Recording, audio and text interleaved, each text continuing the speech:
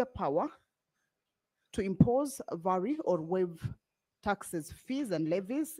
In this case, fees include parking fees, market fee, health facility fee, or a license fee charged or imposed as a necessary condition for using a public facility or conducting a business.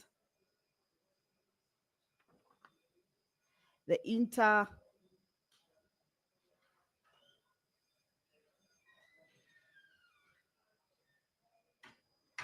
bill also, or the interagency transitional committee, will be established by the cabinet secretary. The tax means a compulsory payment that does not involve the use or derivation of direct benefits from services, regulation, or goods.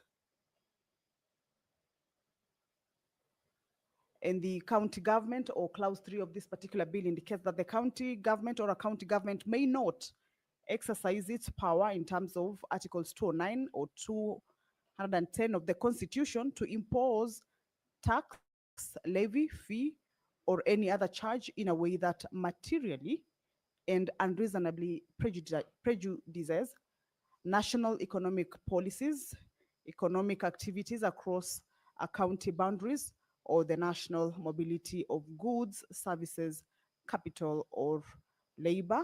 It also indicates that before imposing a tax, fee, levy, or any other charge, a county government shall follow various processes provided for in this particular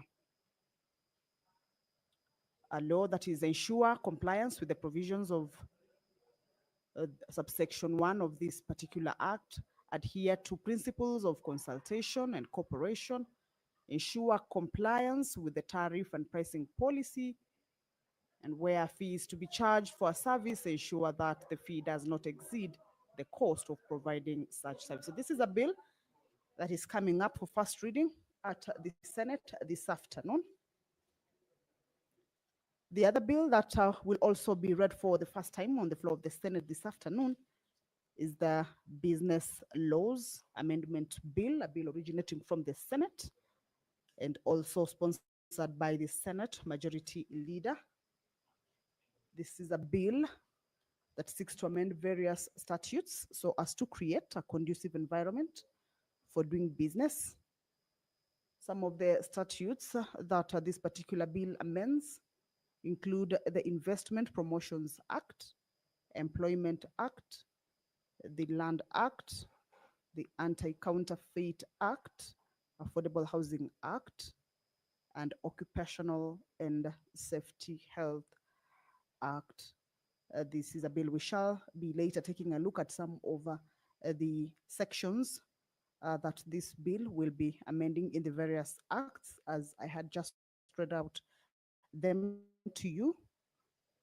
But this is also a bill that is coming up for first reading before it proceeds to the next stage, committee and public participation and the other stages. However, some activity at the entrance of the Senate chambers, that is the Speaker of the Senate, Honorable Amason Jeffa Kingi, making his way into the chamber. The mess has already moved, was ahead of him, as is the procedure. And allow me to hand you over to this live broadcast brought to you by PBU in partnership with KBC. Good afternoon. Ewe Mwenyezi Mungu, twakusihi ututazame kwa neema nyingi na baraka, sisi watumishi wako ambao umeridhika kutuita kwa nyadhifa za uongozi katika jamhuri hii yetu. Twakuomba utuwajalie tuyatende na kufikia mambo yote atakayofikishwa mbele yetu kwa njia ya haki na uaminifu, ili kustawisha amani, ufanisi na heri ya nchi yetu na wale ambao haja zao wamezikabidhi mikononi mwetu. Amen.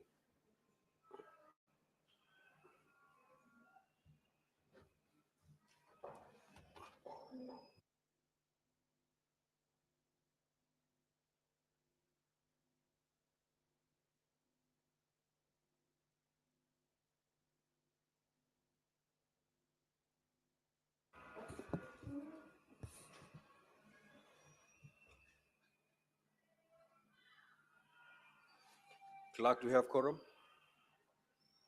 Sergeant at Arms can ring the quorum bell for 10 minutes.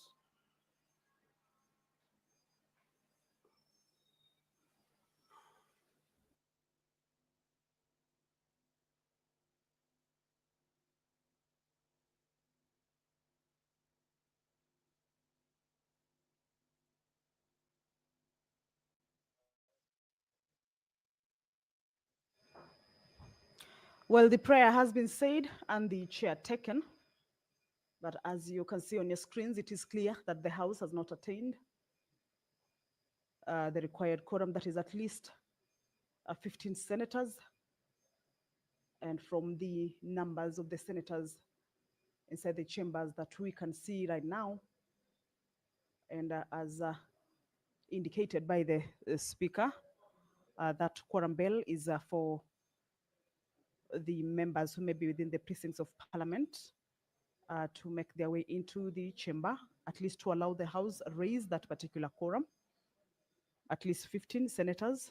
And this is as provided for in the House Standing Order, number 39 and 40, that at the commencement of House business, at least 15 senators.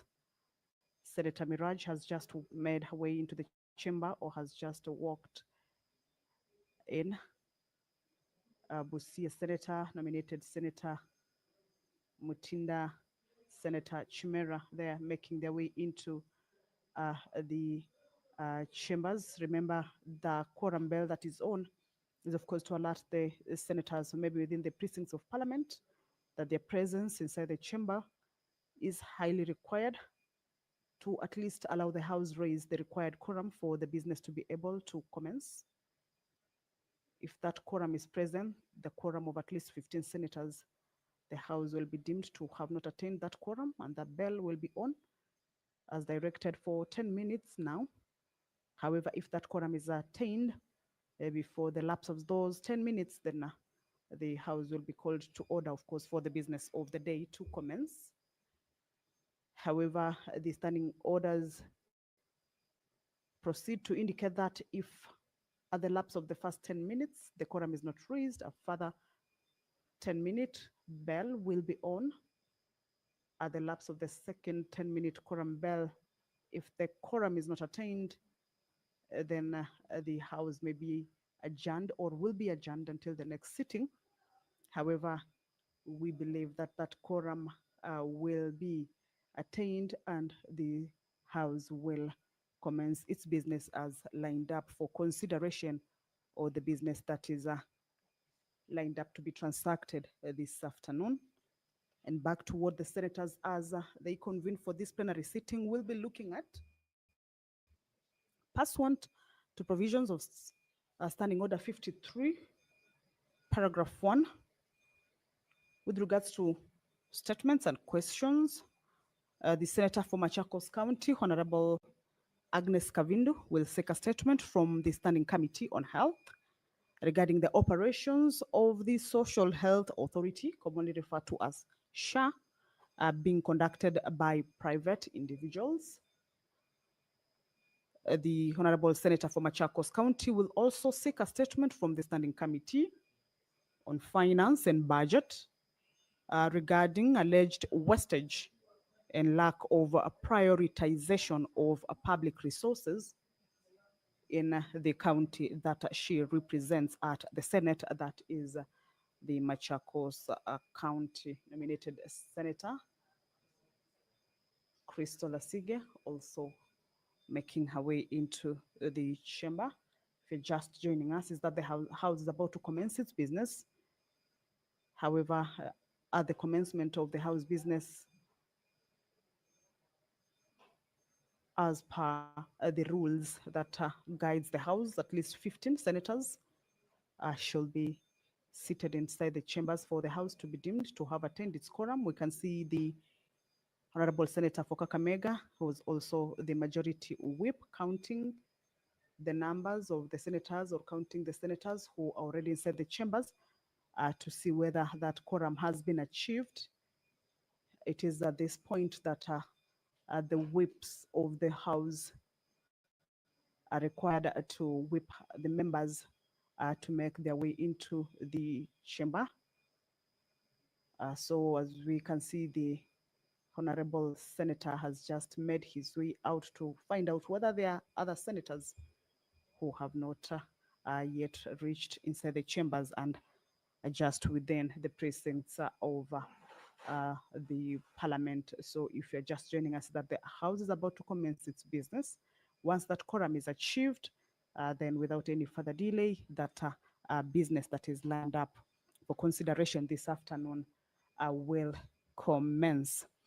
Pursuant to provisions of Standing Order 53, where members have an opportunity to seek for statements from various standing committee, the Senator for Marsabit County, Honorable Mohammed Chute, will seek a statement from the Standing Committee on Roads, Transportation, and Housing. And this is with regards to the construction of Korongo Road in Karen, Nairobi City County. The member for Marsabit County will also seek a statement from the Standing Committee on National Security, Defense, and Foreign Relations. This is with regards to cases of foreign nationals working in Kenya's informal business sector. This statement is regarding the cases of foreign nationals working in the Kenya's informal business sector. These are statements that, as provided for in the House Standing Order number 53.1, these various members will require responses or will be seeking for responses on these concerns that they have raised from the various standing committees. The House is about to commence its business. The prayer has been said and the chair taken. As you can see, the speaker is already inside the chamber. However, the House has not raised the required quorum or has not collated for it to be able to commence its business. Hence, the quorum bell that is currently on. It is a 10-minute quorum bell for members who are yet to make their way to the chambers, at least to hasten their steps and get to the chambers for the House to commence its business. The time allocated for the sitting is 2:30. It is now 2:42. And the House is yet to raise that particular quorum. Remember, if the House fails to raise that quorum as provided for in the House Standing Orders, then the sitting risks to be adjourned until the next sitting. However, we are hoping that that quorum has been achieved. We saw the majority whip make his way out of the chamber, because to be able to whip members to get into the House, that quorum is very crucial for the House or for the commencement of House business. And that is why you see, if it has not been attained, then the business cannot commence. Once that quorum is achieved, of course, the speaker will call the House to order for the business to commence. But until then, we shall wait to see what happens and take a look at the business that is to be transacted. Speaking of the quorum, there are bills that this afternoon the members are set to go into division on this particular bill. And of course, you understand that at the division stage, the House has to have a certain quorum. Narok Senator, Honorable Leda Molekina, made his way into the chamber. More members making their way into the chamber. Nominated Senator Veronica, Senator Githuku, Senator Edwin Sifuna already making their way. So I believe that the quorum will have been achieved. And I will be in no time handing this business back to the proceedings of the House.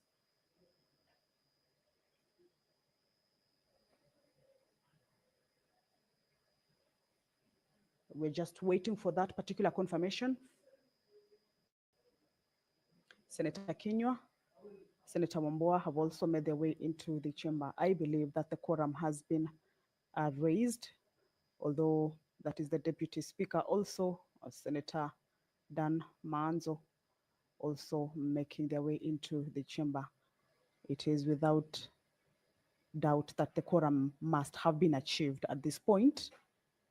So we are just waiting for the Speaker to confirm that, and then the business will commence.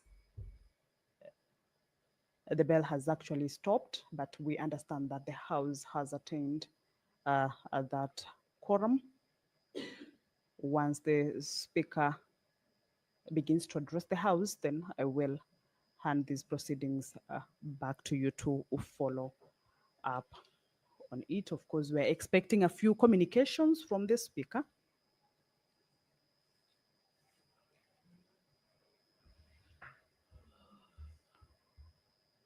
And we believe once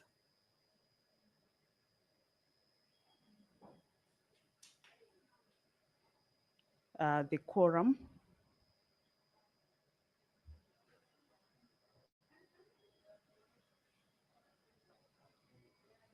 Senator Kavindu also has made her way into the chamber. Remember, that particular quorum that we believe has been raised will also enable the House continue on its other businesses, especially the bills that will be considered at the division stage. This is the Public Fundraising Appeals Bill, a bill originating from the Senate, is part of the bill that will be considered at the division stage. This means that a debate on these particular bills were concluded. Uh, and also the Environment Laws Amendment Bill, a bill also originating from the Senate, will also be considered at the division stage. Another bill that is lined up for consideration at the division is the County Civic Education Bill, the Heritage and Museums Bill, the County Library Services Bill. These are 5 bills that the senators this afternoon, once they embark on these bills, will be considering them on the division stage for them to be able to proceed to the 3rd reading and the final stage. The House is about to commence its business. The Speaker, of course, as we can see, and a few members consulting on a number of issues, of course, regarding various businesses of the Senate. However, once everything is set, then the House will commence its business. Remember, the quorum bell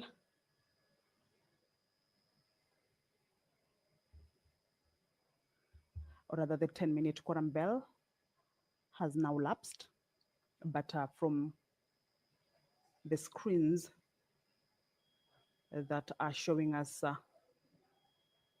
the inside of the chamber is that we can see that at least members have may have raised that quorum. We may have at least the 15 senators. So once that consultation that we can see taking place between the Speaker and various members of the Senate, once that consultation is over, then of course the business will commence. Various motions also lined up for consideration. The report of the Mediation Committee on the Conflict of Interest Bill. This is a bill that is originating from the National Assembly.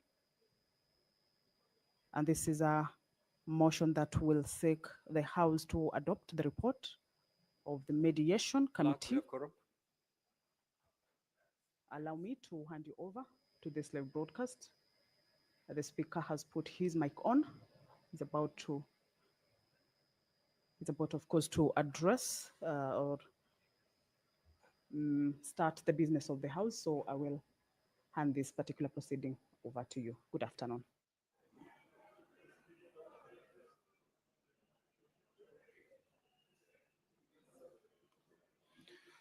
Clerk, you may proceed to call the first order.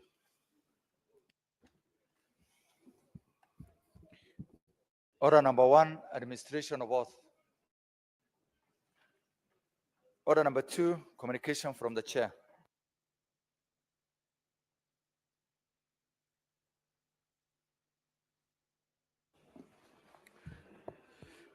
Now, honorable senators, I have a communication to make relating to the admission of Senator Gloria Oroba MP back into the Senate following the conclusion of our suspension. As honorable senators will recall, on the 12th of February 2025, I issued a communication on the implementation of the resolution of the Senate to adopt the report of the Committee of Powers and Privileges on the conduct of Senator Gloria Oroba MP, made on the 20th of September 2023.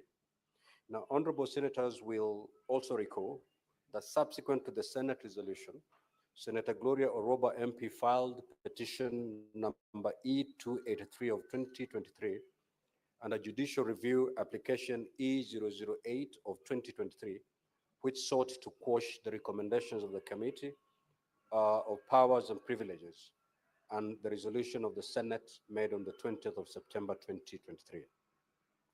Honorable senators will also note that on the 28th of September 2023, the High Court at Machakos issued orders whose effect was to suspend implementation of the resolution of the Senate on the conduct of Senator Gloria Oroba MP, pending the hearing and determination of the matter. The High Court petition and judicial review application was subsequently merged by the court, had and determined on the 15th of January 2025. In the judgment, the court dismissed the petition and the judicial review application. The import of this was that the court ordered staying the resolution of the Senate on the report of the Committee on Powers and Privileges, as well as any other consequential orders in the matter that had been filed by the senator lapsed. Now, honorable senators, consequently, in the communication issued on the 12th of February 2025, and in accordance with section 15(7), as read together with paragraph 4 of the third schedule to the Parliamentary Powers and Privileges Act, I proceeded to enforce the resolution of the Senate on the report of the Committee on Powers and Privileges. In the communication, I informed the Senate that the 79 calendar day suspension that ought to be applied in the year 2023 will run from Wednesday 12th of February 2025 to Thursday 1st of May 2025. In light of this directive, Senator Gloria Oroba MP commenced her suspension as resolved by the Senate on the 20th of September 2023. However, honorable senators will recall that on the 26th of February 2025, the Senate varied its resolution on the report of the committee. Senator Abbas, be attentive, please. The Senate varied its resolution on the report of the Committee on Powers and Privileges on account of Senator Oroba. The effect of the variation was such that the suspension of the senator was reduced from 79 calendar days to 30 calendar days. Accordingly, the 30 calendar day suspension commenced on the 12th of February 2025 and concluded on the 13th of March 2025. Now, honorable senators, in accordance with the resolutions passed on the 20th of September 2023 and on the 26th of February 2025, Senator Gloria Oroba is required to tender an apology to the Senate, honorable senators, the clerk of the Senate, and the Secretariat of Parliament before being admitted to the Senate. I now invite Senator Gloria Oroba MP to tender an apology in the manner prescribed in the report of the Committee of Powers and Privileges and as adopted by the Senate. Senator Oroba is required to read the prescribed apology verbatim, without an addition, omission, or amendment. Additionally, the apology shall not be followed by any comment by the senator or another senator. Senator Gloria, you may now proceed to tender your apology as you stand at the bar. The other honorable senators may walk in and take their seats.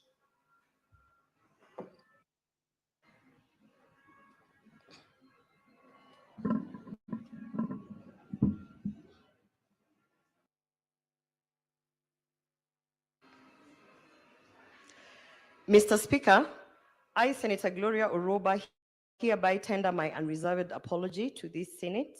I undertake that I shall abide by the responsibilities of leadership as set out in the Constitution, the Leadership and Integrity Act 2012, and the Parliamentary Powers and Privilege Act 2017. I therefore beseech to be admitted to the chamber. I thank you. Now, have a seat, Gloria, Senator Gloria. That is not the apology as prescribed by the Senate in the report. Now, let me help you. The Senate sitting on the 20th of September 2023, while considering the report by the Powers and Privileges Committee, passed certain recommendations. One of those recommendations, I believe it was recommendation number 3. It read as follows. On resumption of the Senate sitting for the third session, the senator, while at the bar, apologizes to the Senate, honorable senators, the clerk of the Senate, and the Secretariat of Parliament before being admitted to the Senate pursuant to Section 17(3)(c) of the Parliamentary Powers and Privileges Act 2017 in the following manner. So the Senate actually came up with the wording of the apology. It is not open to you to craft or word your own apology. The plenary worded the kind of apology that you're supposed to tender, and it goes as follows. That I, Senator Gloria Oroba, hereby, under my unreserved apology, tender my unreserved apology to the Senate, honorable senators, clerk of the Senate, and the Secretariat of Parliament for having acted in a manner which pursuant to Section 16E and paragraph 7 and 8 of the fourth schedule to the Parliamentary Powers and Privileges Act 2017 constituted a breach of parliamentary privilege, and that reflected adversely on the dignity and integrity of Parliament and its members, and was contrary to the best interests of Parliament and its members. I undertake that I shall abide by the responsibilities of leadership as set out in the Constitution, the Leadership and Integrity Act 2012, and the Parliamentary Powers and Privileges Act 2017. I therefore beseech to be admitted to the chamber. I thank you. This is the prescribed apology as adopted by the plenary. It cannot be amended. It is only Senate sitting a plenary that can amend the wording. And therefore, Senator Oroba, proceed to read the apology as prescribed by the plenary and by this Senate. Mr. Speaker, I have apologized before, and I have no problem reading a prescribed apology, Mr. Speaker. Mr. Speaker, I just want to draw to your attention that we currently have a court case that is ongoing, Mr. Speaker. And I have been advised, Mr. Speaker, that the prescribed apology in the wording that it has been put, Mr. Speaker, I've been advised that it is self-incriminating and it undermines my right to a fair process with the current court proceeding that is there. Mr. Speaker, I have no problem apologizing to the House. I've apologized to the House. I continue to say that I apologize for my conduct. I continue to seek to my colleagues that I am sorry on the ways that I offended them. I have no issues apologizing. Even now I am apologizing, Mr. Speaker. And I brought this to your attention prior to this sitting, that there is a sentence there that actually is self-incrimination and that can be used against me in an ongoing court process. And because of this, Mr. Speaker, I had kindly requested to give the apology as I have read it, and even to further tell my colleagues and to this House that I continue to be sorry for the conduct that they perceived to be unbecoming.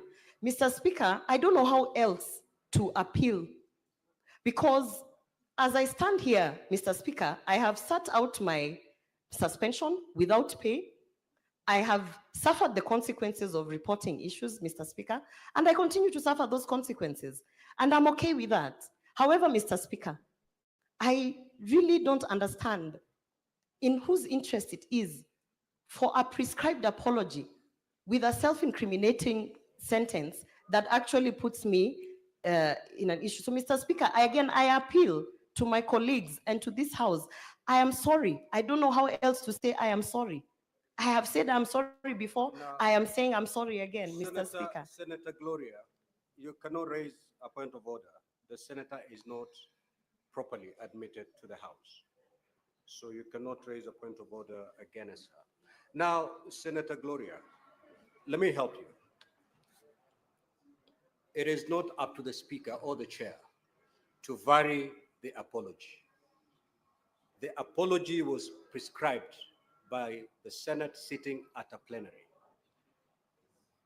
It is only the plenary sitting again to reopen this matter and amend that particular apology. As it stands, it must be read as contained in the report. So you either read this apology as prescribed, or you go think about it and come back at any day, any time that you'll be willing to read it as is prescribed. There's no two way about it, because by allowing the apology that you've read out, and basically usurping the powers of plenary by amending a report that was passed and adopted by this Senate. I do not have those powers. I stand guided, Mr. Speaker. Thank you. I will, I have, as I've said, I have no problem reading it.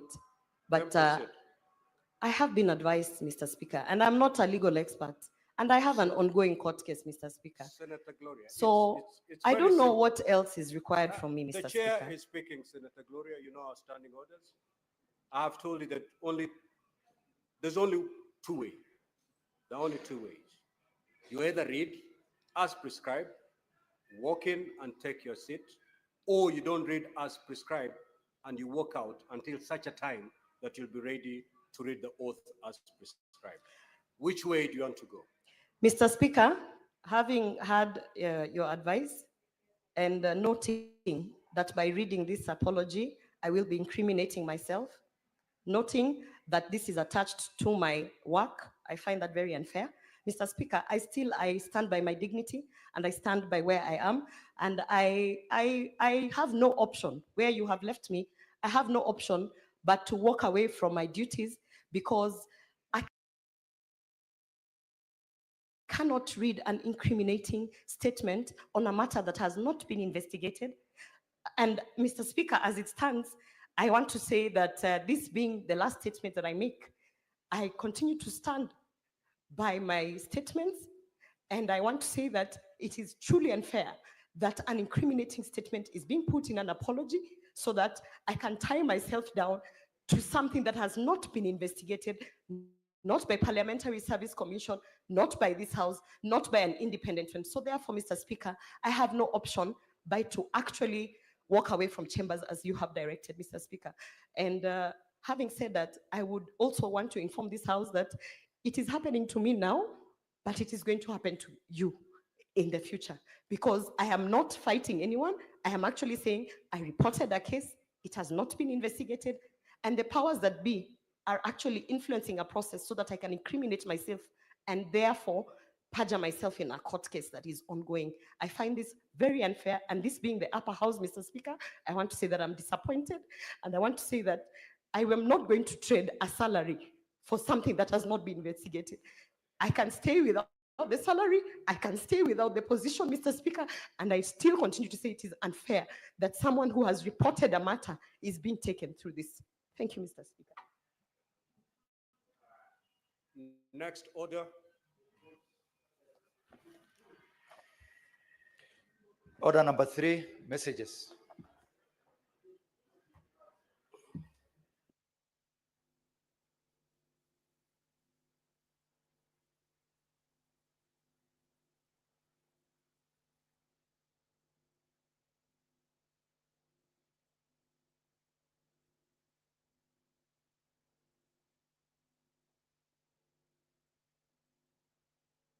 Next order, clerk.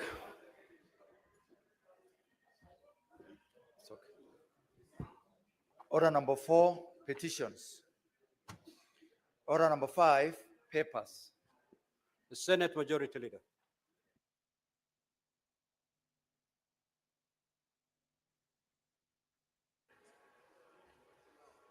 Mr. Speaker, sir, I beg to lay the following papers on the table of this Senate today, the 18th of March 2025, being one, the Social Health Insurance Amendment Regulations, LECO Notice number 55 of 2025, two, the Social Health Insurance Tariffs for Health Services, Regulations, Legal Notice number 56 of 2025, and finally, the report of the Office of the Control of Budget on the National Government Budget Implementation Review for the first 6 months of the financial year 2024-2025.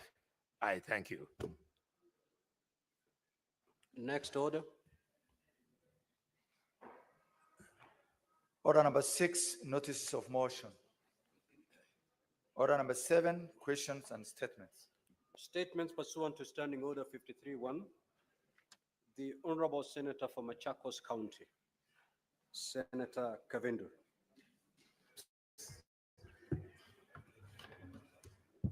Thank you, Mr. Speaker, for this opportunity to be able to read the statements. I have two.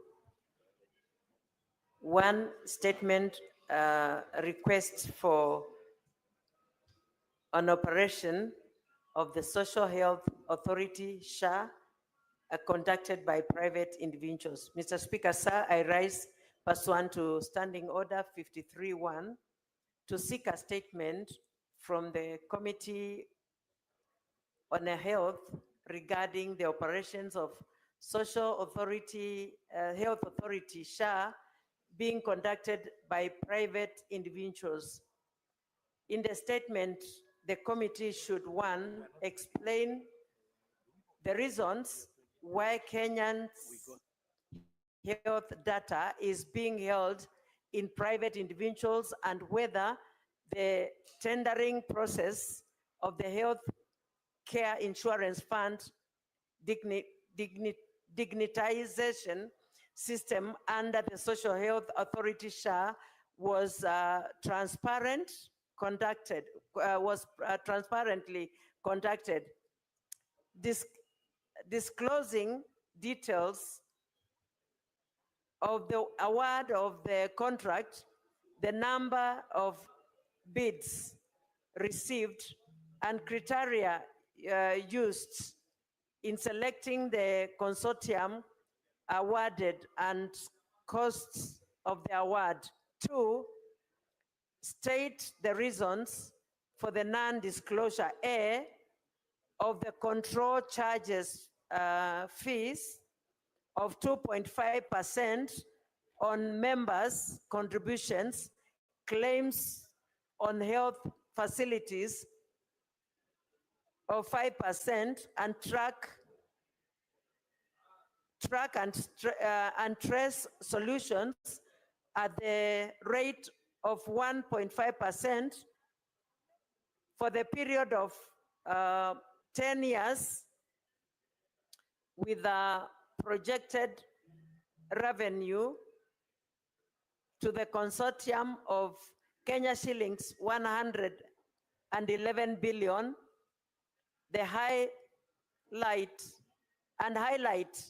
why the contract signed between the government and the consortium bars the government on any other person from employing alternative systems. B, the details of the signatories of the account and the contract agreement, explaining why is transfers monies, transfers of funds. Mr. Speaker, I can't concentrate on my, because of this meeting Honorable here. Senators, may the Good senator, be heard in silence. Thank you, Mr. Speaker. I'll repeat A and B. Of the control charges of 2.5 on members' contributions, claim on health facilities of 5%, and track and trace solutions at a rate of 1.5% for a period of 10 years,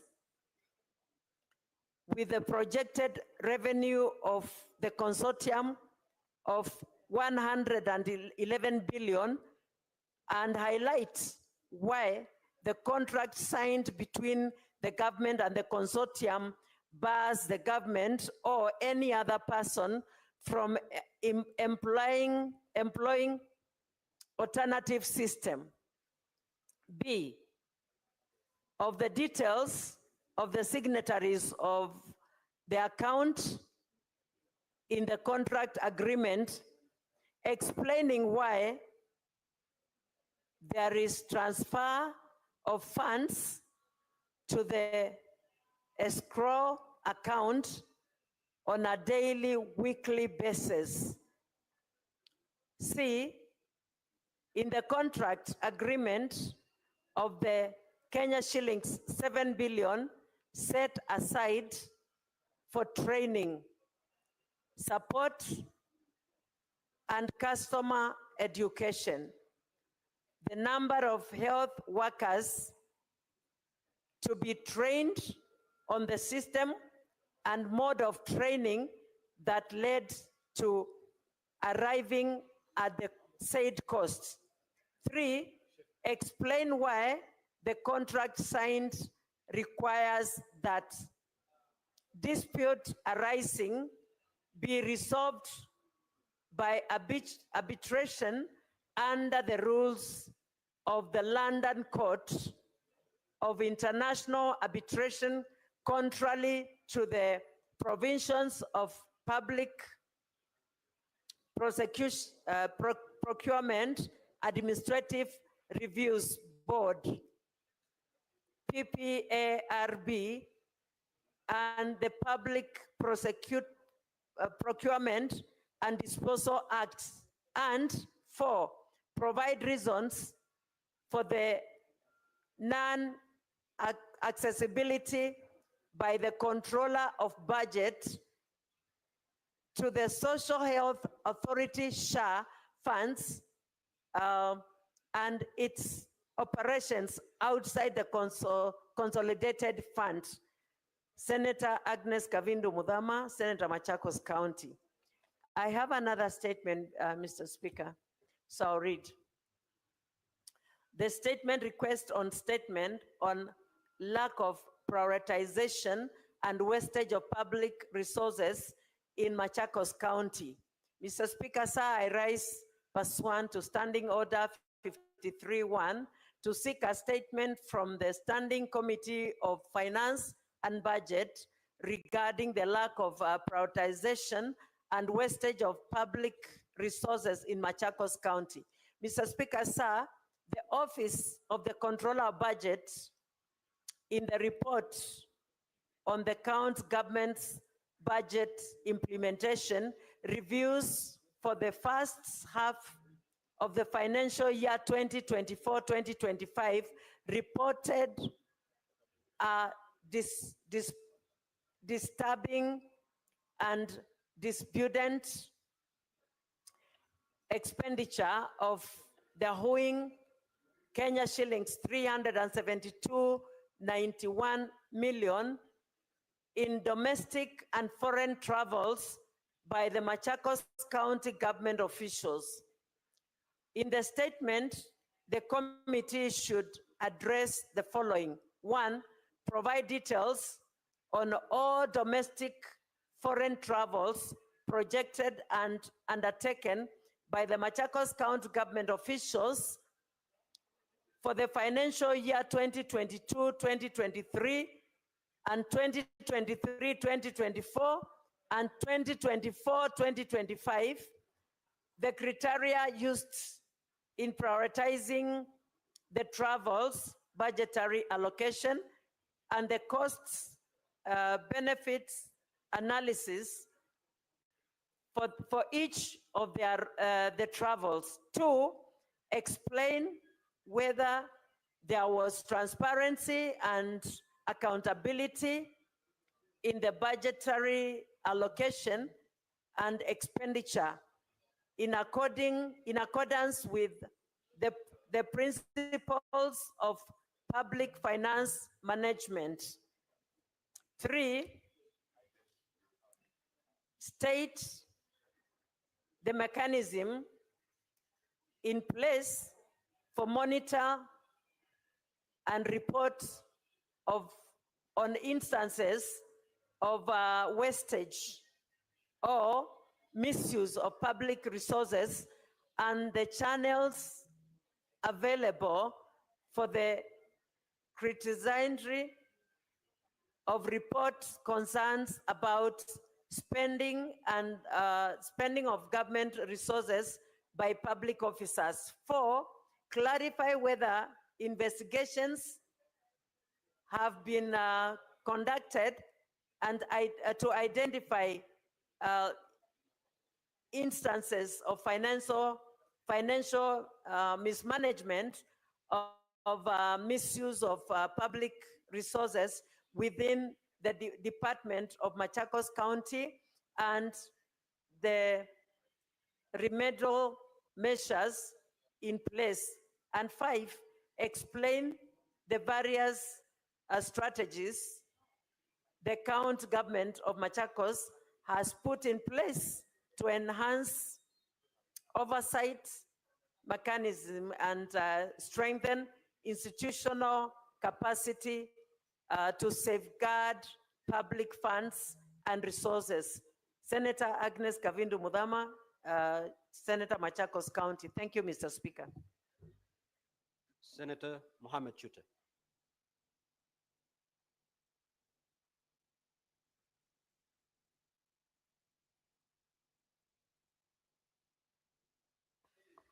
Thank you very much, Honorable Speaker. If you'll allow me, I have 3 statements to read. My first statement is on ongoing livestock vaccination program in the country. Mr. Speaker, sir, I rise pursuant to Standing Order 53-1 to seek a statement from the Standing Committee on Agriculture, Livestock and Fisheries regarding the ongoing livestock vaccination program in the country. In the statement, the committee should, 1, inform the Senate on the specific diseases that the current livestock vaccination program is targeting for prevention and control, giving details on when the livestock vaccination program was officially launched, including the program's objective and the expected outcome. Number 2, provide details on whether the vaccine is locally manufactured or imported, including the manufacturing capacity or the quality to be imported. Number 3, furnish the Senate with details on the funding for the vaccination program, particularly where the funds are sourced from and whether they are included in the current national budget or whether additional allocations have been made for the program. And finally, 4, submit a timeline outlining how long it will take to vaccinate the 22 million head of cattle earmarked for the program and the measures in place to ensure the timely completion of this process. Second statement is on foreign nationals working in Kenya informal business sector.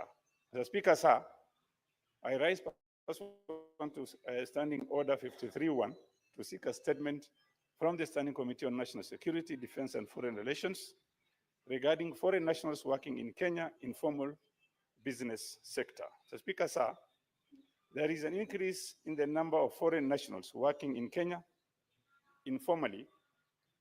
These individuals are engaged in activities such as barbering, salon work, hawking, and other small-scale enterprises. raising concern about their legal status and the impact on employment opportunities for the locals. In the statement, the committee should address the following. One, explain the sudden proliferation of foreign nationals engaging in informal business activities in Kenya, and whether this aligns with existing labor and immigration policies. Number two, provide official data on the number of foreign nationals working in the informal sector, specifying whether they have valid work permits and if proper immigration procedures were followed before they started their businesses. Number three, establish whether all these individuals are legally residing in Kenya and outline the government's measures to address cases of illegal stay and undocumented workers in the informal business sector. And finally, number four, explain any steps the government is taking to regulate and monitor this category of foreign workers to ensure they comply with the licensing, taxation, and labor laws, and clarify any measures in place to protect job opportunities for Kenyan citizens in the informal business sector. My final statement, Honorable Speaker, this is a construction on Korongo Road in Karen, Nairobi County. The Speaker, sir, I rise pursuant to Standing Order 531 to seek a statement from the Standing Committee on Roads, Transportation and Housing regarding the construction of Korongo Road in Karen. Mr. Speaker, sir, Korongo Road, which spans about 1.1 kilometers, remains incomplete despite ongoing construction efforts. Although stones have been laid, the road, which falls under the jurisdiction of the Kenya Urban Roads Authority, remains unfinished, raising concern among residents on accessibility and infrastructure development in the area.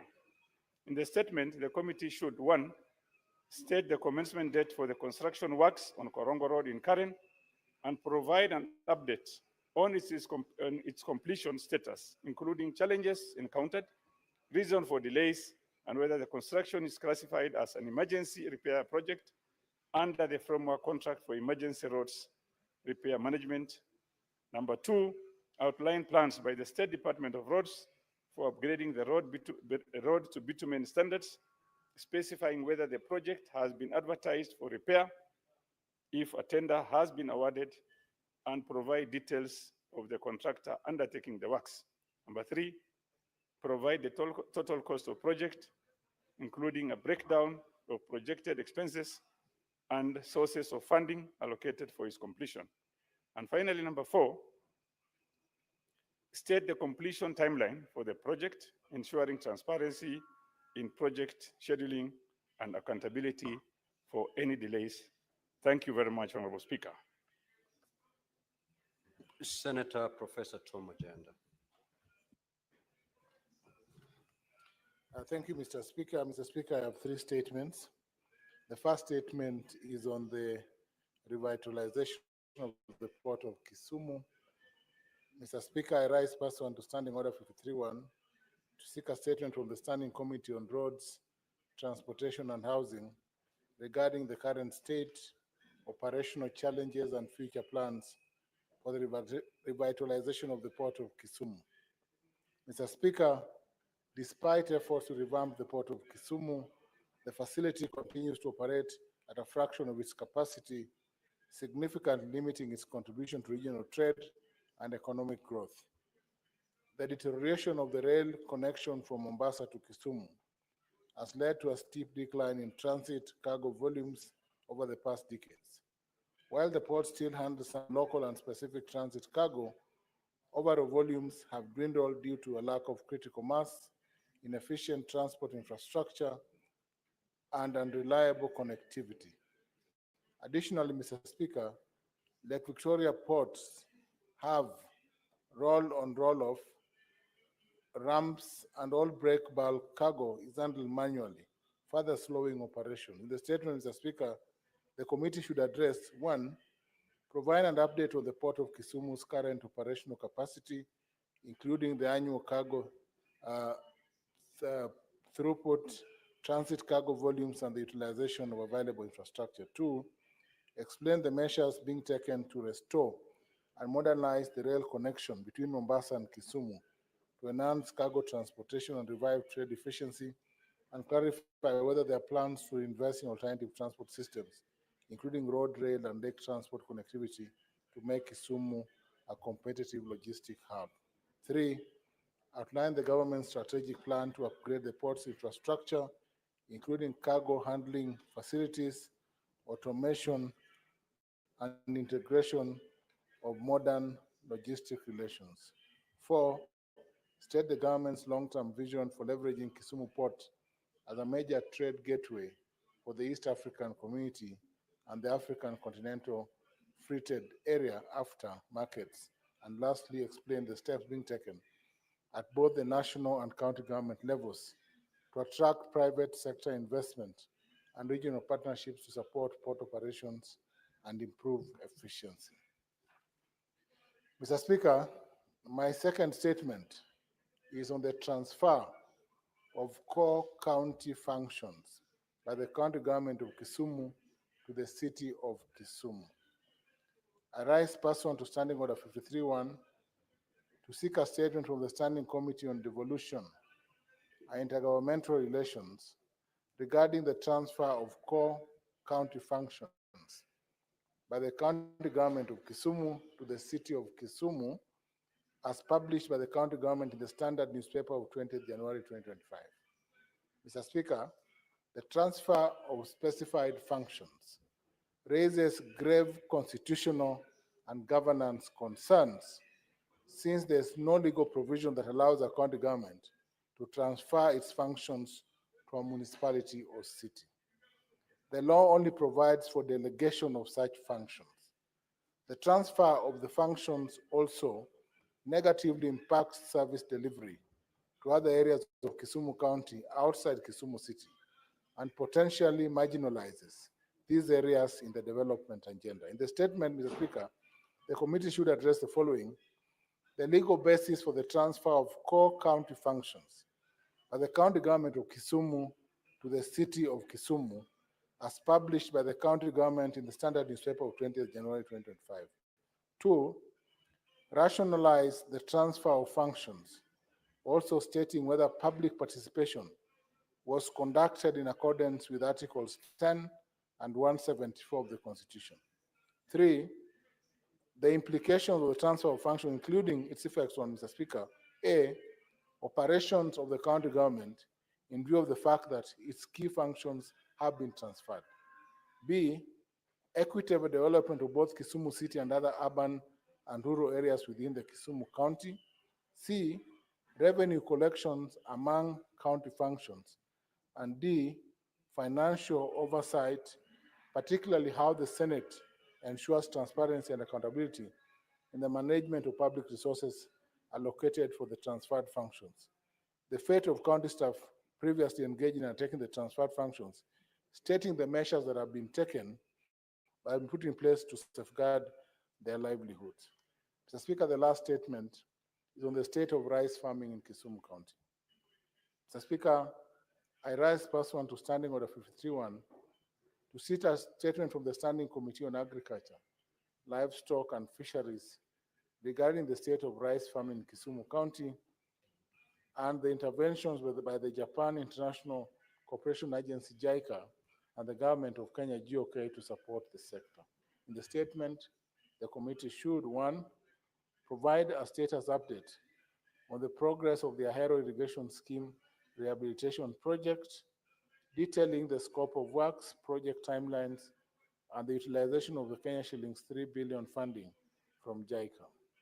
Two, outline the objectives and achievements and challenges of the rice-based and market-oriented agriculture promotion project in Kisumu County, explaining the measures in place to address key issues affecting rice farmers, such as post-harvest losses, limited market access, and vulnerability to climate-related disasters like floods, while also highlighting any interventions aimed at improving productivity and resilience.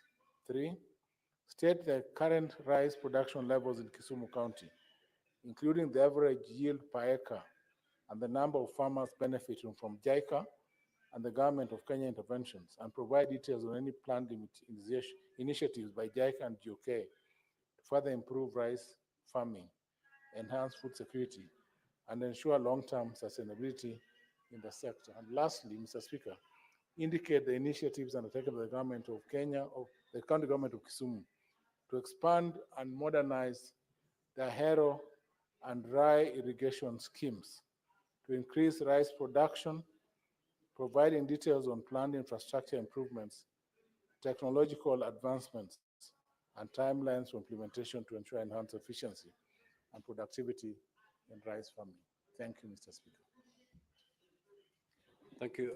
Honorable Senators, before I allow comments on the requested statements, allow me to make the following communication. I would like to acknowledge the presence in the public gallery this afternoon, visiting students and teachers from Elite Friends Boys School, Kajiado County. The delegation comprises of 33 students and 3 teachers who are undertaking a study tour to the Senate. On behalf of the Senate, on my own behalf, I extend a warm welcome to the delegation and wish them all the very best during their visits. Again, I would like to acknowledge the presence in the public gallery this afternoon of visiting students and teachers from Chiboney Girls High School, Bomet County. The delegation comprises of 97 students and 6 teachers who are undertaking a study tour to the Senate. On behalf of the Senate, on my own behalf, I extend a warm welcome to the delegation and wish them the very best during their visit. I will allow the Senator for Kajiado County to extend a word of welcome to the delegation from Kajiado County, and also the Majority Whip to extend a word of welcome to the delegation from Bomet County, each to take not more than a minute. Thank you, Honorable Speaker, but I don't know, I've not really got the school. Which school is this? Honorable Speaker. Okay, thank you very much. Let me take this opportunity also to join you, Honorable Speaker, to congratulate and thank the school, the students, and the teachers from Kajiado. This is Senator Seki, Senator for Kajiado. I really want to appreciate you and thank you for finding time to be here today to join us together as Senate and as a Parliament to learn more about Parliament, particularly the Senate, now that we are still on. The other House of National Assembly are on recess. And I want to thank you so much and welcome you to the Senate as you continue to learn. I want to thank you so much, and as you go back home, you greet the parents and the teachers and the rest of the students, because I know you'll really learn a lot from the debate and what we have been talking all along, especially when you've now learned from the first message of the Speaker as he's opened this House. Otherwise, thank you very much, Honorable Speaker, and I thank you.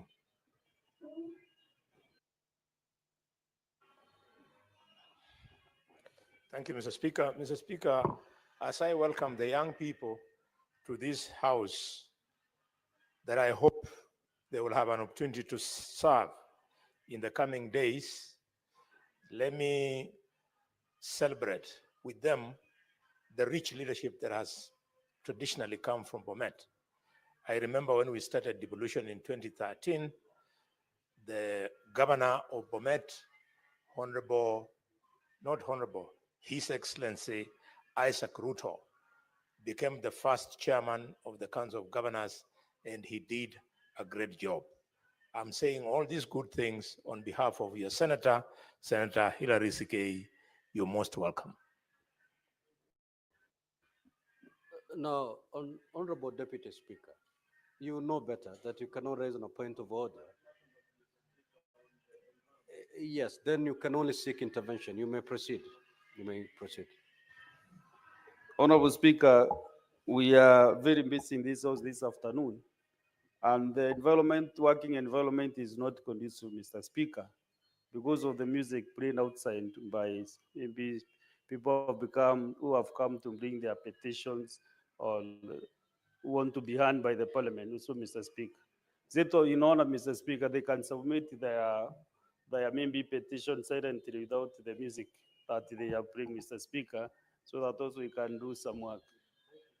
And is it intentional music that they are playing, Mr. Speaker, or maybe if you can do the sergeant of terms, they can be asked to submit their petition silently to the clerk's office, and then they will be handed, Mr. Speaker. Honorable Deputy Speaker, indeed that singing and petitioning has been ongoing for the last maybe 5 hours. Because when we sat as a panel, that music was still on. When we sat at the Senate Business Committee, that music was still on. It is still on. Now, whatever is the grievance, I think the leadership should be able to go listen to them, pick whatever memorandum that is to be picked, and thereafter ask them to retreat as Parliament looks into their grievances. I think thereafter is when we can invoke the powers of the sergeant at arms to disperse them. I think it's good to give them an ear before we tell them to disperse. So in this regard, allow me to nominate 2 of our senators to go engage them and come back to report to the House. Otherwise, we will not be able to transact any business in this House. The noise out there is certainly disruptive of the proceedings. But again, we cannot just wish it away. The only thing we can do is to give the petitioners an ear and then ask them to kindly retreat as we look into their grievances. I will nominate Senator Boni Halwale, the Minority Whip, Senator Sifuna, and the Deputy Speaker, the 3 of you, to proceed to give them an ear, report to the House, see if we can find some peace. Yes, seek your clarification. Yes, Mr. Speaker, I had the opportunity of last week to discharge the duties that you are giving me now. And Mr. Speaker, it must be understood that those are workers of the universal health care who happen to share the same professional background with me, albeit at different levels. It would look a bit dishonest that having promised them action last week, I go back to do the same. Unless, Mr. Speaker, you are asking me to go and request them to go and play the Kasongo song at the State House. If they are looking for the president who they call Kasongo, he's not in the Senate. He's at State House, Mr. Speaker. So, Mr. Speaker, this is a matter. So are you disqualifying I beg that I Very be well. disqualified. So the Deputy Speaker and the Senator for Nairobi, just go give an ear to these wonderful Kenyans and ask them kindly to retreat as we look into their grievances.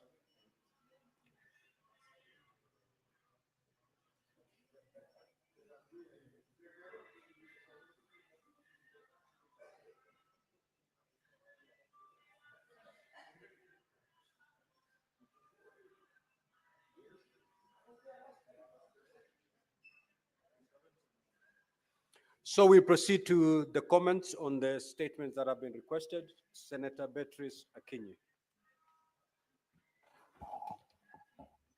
Honorable Speaker, I thank you for granting me the opportunity to comment on the statements, and I want to add my voice to the comment by the Senator for Kisumu on the transfer of core county functions by the county government of Kisumu to the city of Kisumu. Honorable Speaker, the county government, the Urban Areas and Cities Act envisaged a situation where urban areas would be classified into either city a municipality, a town, or a market, Honorable Speaker. And I've seen the concerns raised by Senator Ojenda on transferring these functions.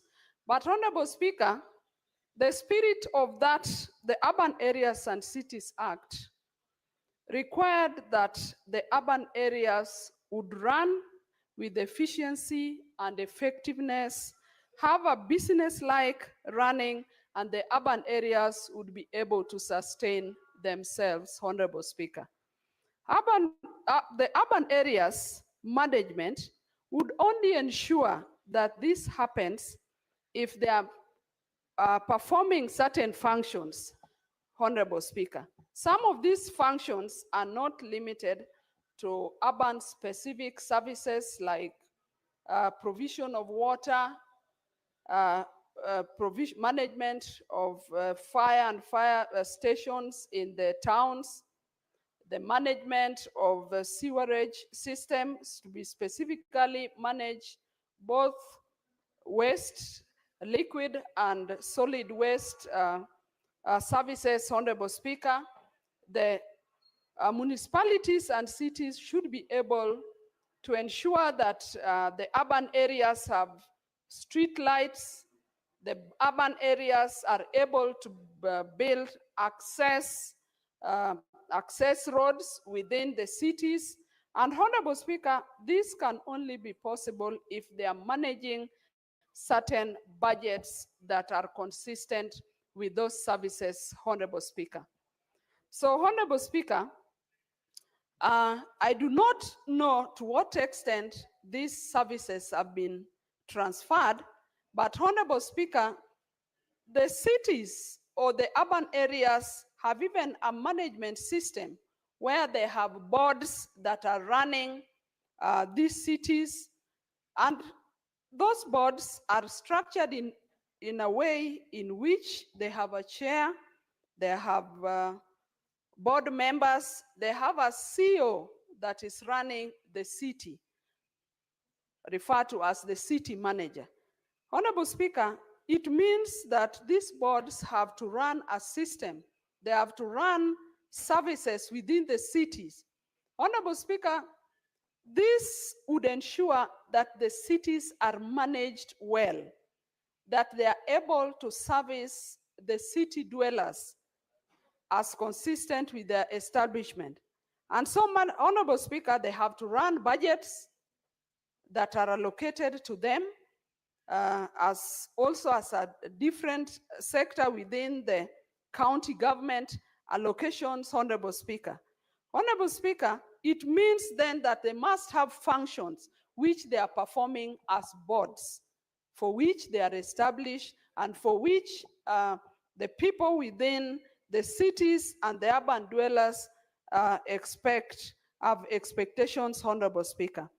I therefore support the fact that they must have functions, they must have budgets to run these functions, and the cities and all the urban areas must run efficiently and effectively. I therefore want to say, Honorable Speaker, that there must be services that this city, the city management is performing.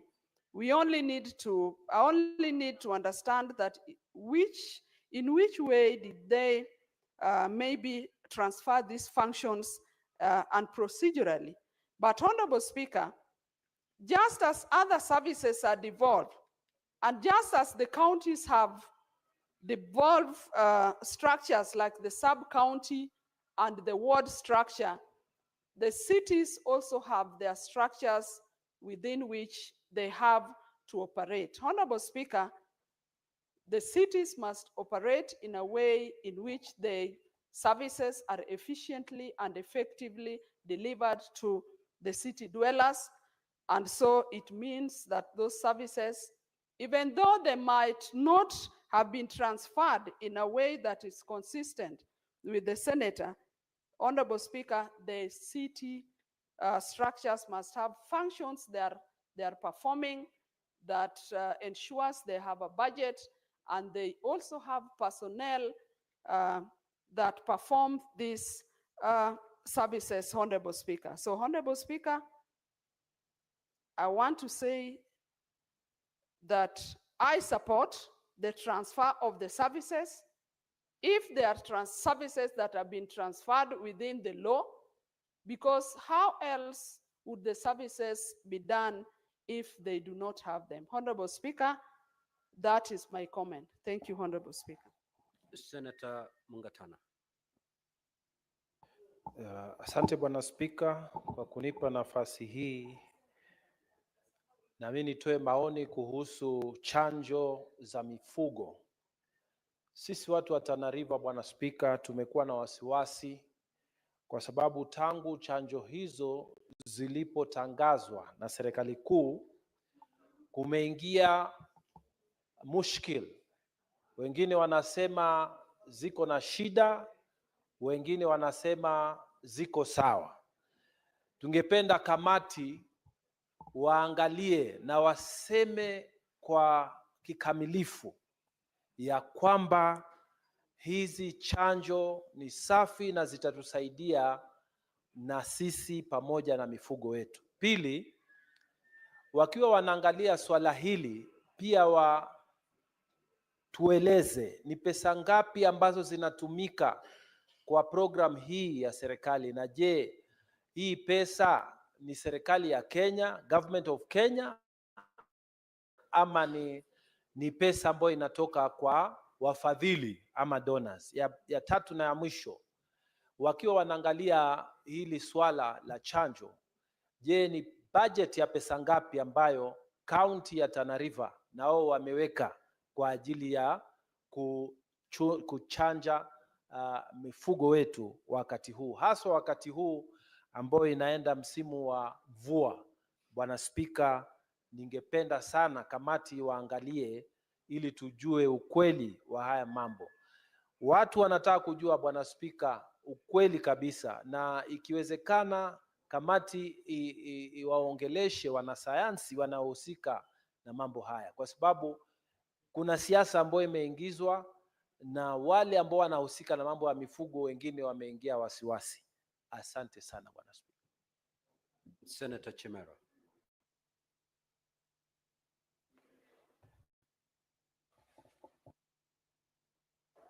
Thank you, Honorable Speaker, for the opportunity to make my brief comments on the statement as sought by Senator Professor Tom Ojienda on the transfer of core functions to our cities.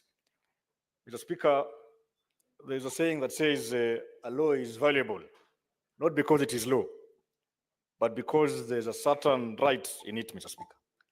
Mr. Speaker, as a House, together with our counterpart at the National Assembly, Mr. Speaker, we passed into law what is now known as the Urban Areas and Cities Act, Mr. Speaker. And in that particular law, Mr. Speaker, there are certain silent provisions of the law that clearly confirm and speaks to the transfer of functions to our cities, Mr. Speaker, to what we call municipalities, Mr. Speaker.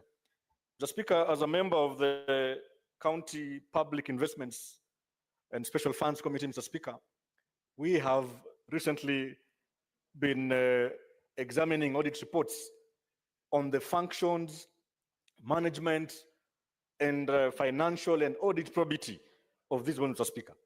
Mr. Speaker, to my shock, Mr. Speaker, even being a member of that committee, Mr. Speaker, you find most of these boards are not independent, Mr. Speaker. There has not been a complete transfer of functions from the county executives to these boards, Mr. Speaker. Mr. Speaker, most governors are not even aware that there exists such a law, Mr. Speaker. They still want to clone this function, Mr. Speaker, and as such, Mr. Speaker, most of the functions that are meant to be undertaken by our boards at municipal level, Mr. Speaker, are not happening, Mr. Speaker. Mr. Speaker, for instance, the Diani municipality, Mr. Speaker, and I know my good governor from Kwale will be appearing before us anytime soon, Mr. Speaker. And I want to imagine she has completely ceded functions to this board, Mr. Speaker, so that we can give and confer those rights in law to those officials tasked to the role of managing the functions and the roles and duties of those boards, Mr. Speaker, so that they can operate independently and autonomous, Mr. Speaker, without any undue influence from the executive, Mr. Speaker. Mr. Speaker, I just want to urge the Committee on Devolution and perhaps JLAC, Mr. Speaker, as they go around the country and sampling counties that are either compliant or not, Mr. Speaker, to be firm and speak to the governors that, look, there's a law that allows them to transfer core functions and mandates to these boards, Mr. Speaker, so that we just don't end up having boards that are not autonomous, boards that cannot make decisions on their own, Mr. Speaker, boards that are just an extension or rather an appendage of the executive, Mr. Speaker. Mr. Speaker, for those many remarks, Mr. Speaker, I want to congratulate the Senator for Kisumu, Professor Tomo Jenda, for a very well thought out statement, Mr. Speaker. And I know this gives a chance to most of our governors to be able to allow people below them, municipal managers, accountants, and heads of water service providers, Mr. Speaker, to be able to be independent functionally so that they can perform their core duties as envisaged in that urban area that is that, Mr. Speaker. Thank you, Mr. Speaker, for those many comments. Senator Abbas.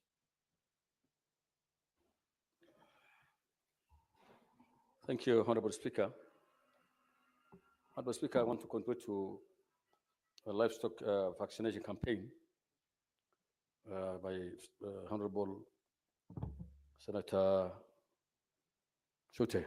Honorable Speaker, livestock campaign or vaccination has been a common trend in this country.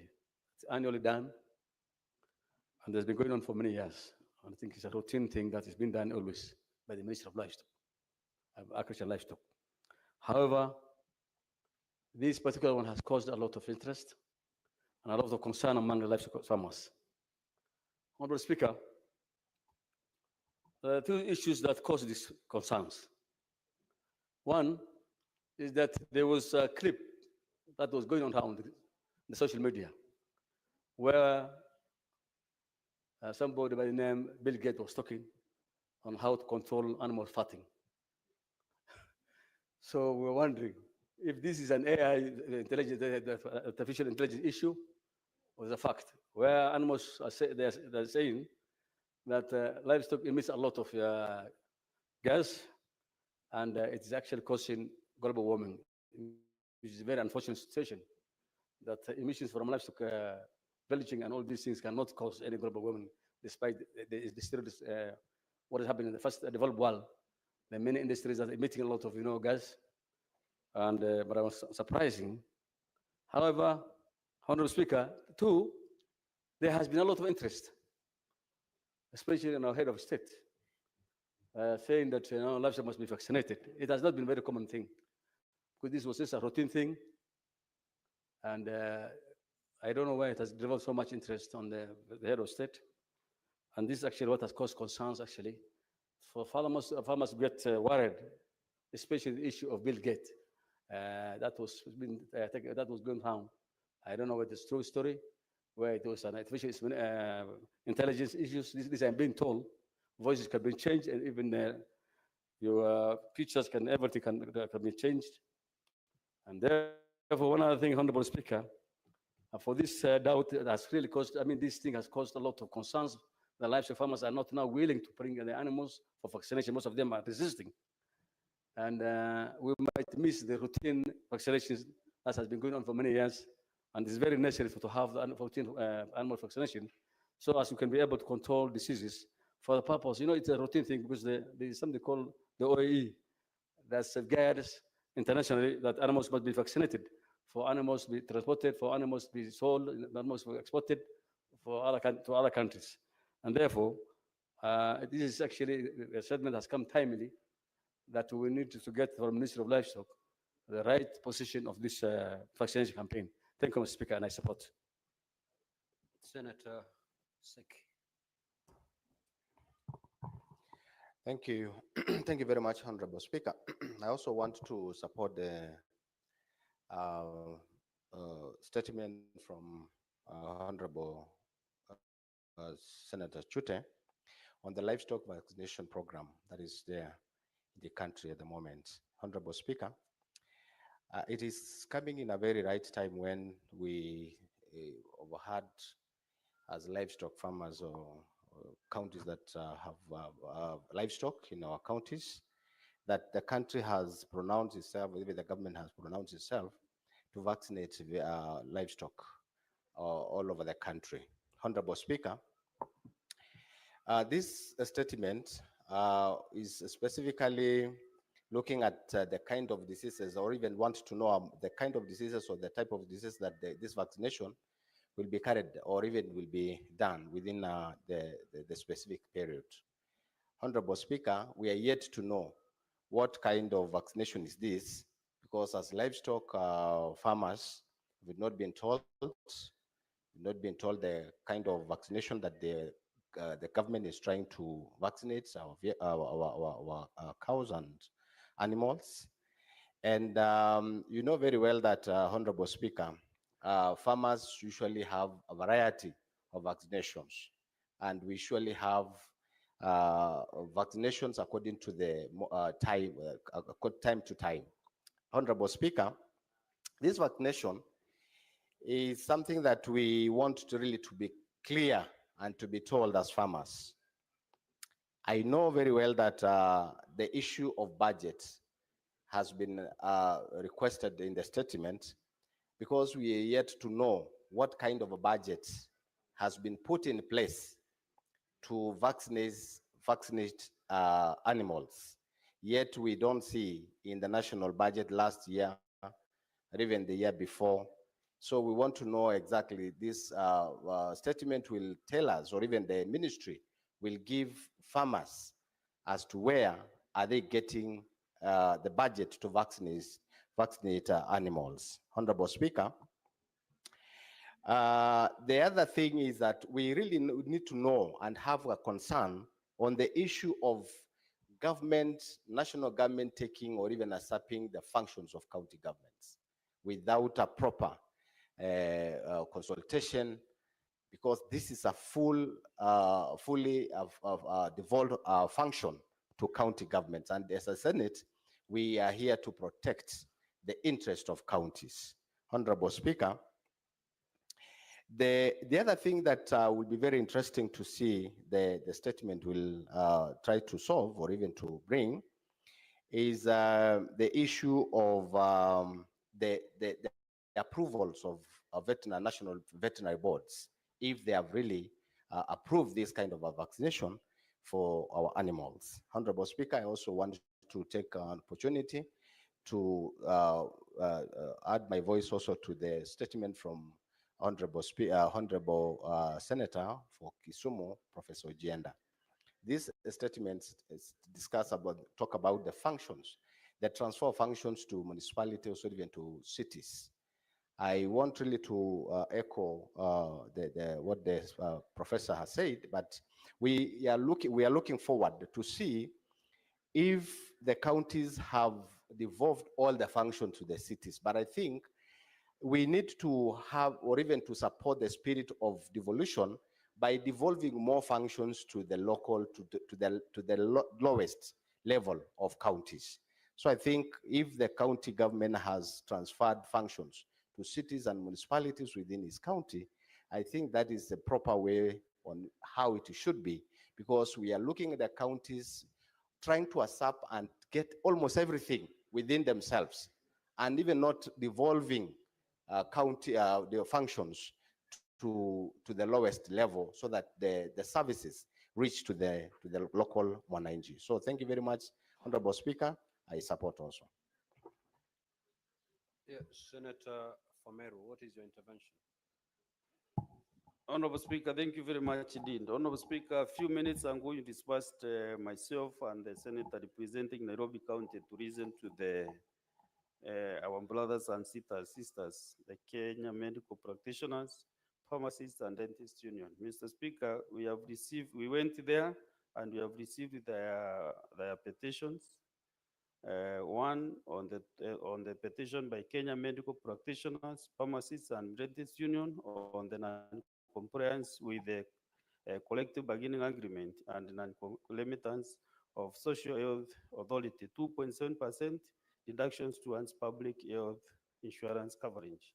And another, Honorable Speaker, a petition on unfair terms of service and in delay in absorption of for the 8,571 health workers under Universal Health Coverage USC contract. So, Honorable Speaker, we did what you sent us to do, and they have agreed that we look for a way forward, which I will request my what can I call him?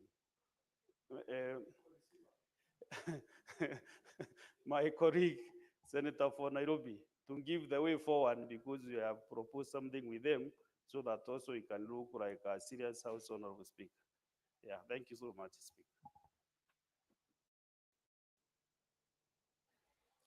Thank you, Honorable Speaker. And first of all, I thank you for the confidence in both the Senator of Meru and myself to be able to execute that duty that you have sent on behalf of the House. Indeed, we have had a conversation with members of the Kenya Medical Practitioners and Dentists Union, and also UHC workers from across the country, Honorable Speaker. They were the guests who are making all that merry outside our gate. And as the Senator for Meru has said, Chair, these are not new matters. It is compliance by the national government and the county governments with a collective bargaining agreement that was signed after that long strike that we had with KMPDU. Apparently, the concerned government agencies are not complying with that. And secondly, Honorable Speaker, they say that even though the counties are deducting the 2.75% share every month, they are not remitting it to the authority. And therefore, even when they fall sick themselves, and there are medical practitioners who are taking care of us, but when they fall sick themselves, SHA is not honoring those claims because the county governments are not remitting the 2.75 that they deduct, which is something that is unacceptable, Honorable Speaker, and it is in the place of this House to ensure that there is compliance by county governments in terms of remittance of all deductions from salaried workers. Honorable Speaker, lastly, of course, there's the issue we have discussed here many times about absorption of the universal healthcare workers, especially those who are not working in national hospitals. We had that debate here, Honorable Speaker, where a few of their colleagues were absorbed and now they are on permanent and pensionable basis.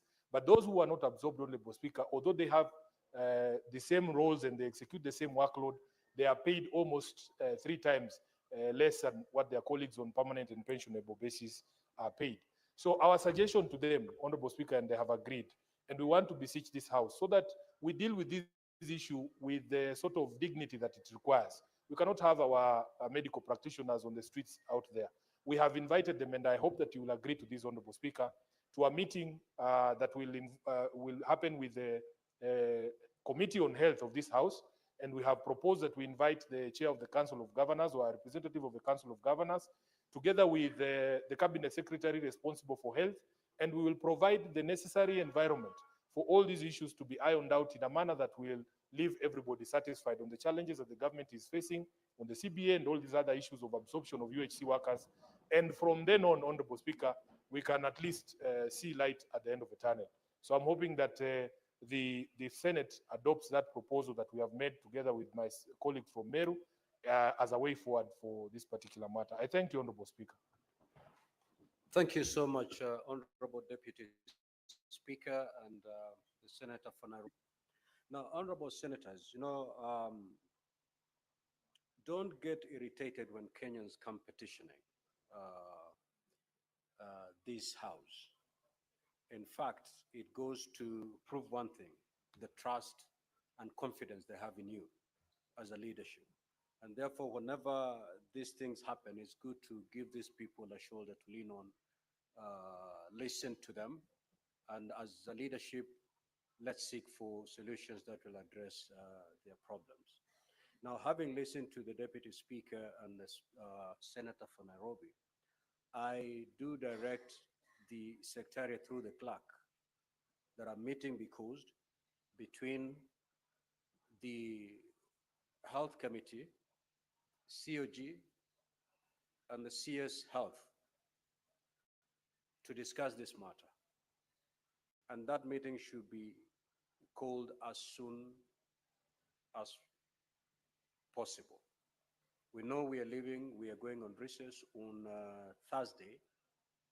If that can be done within the first week of the recess so that we get to the bottom of this and offer solutions.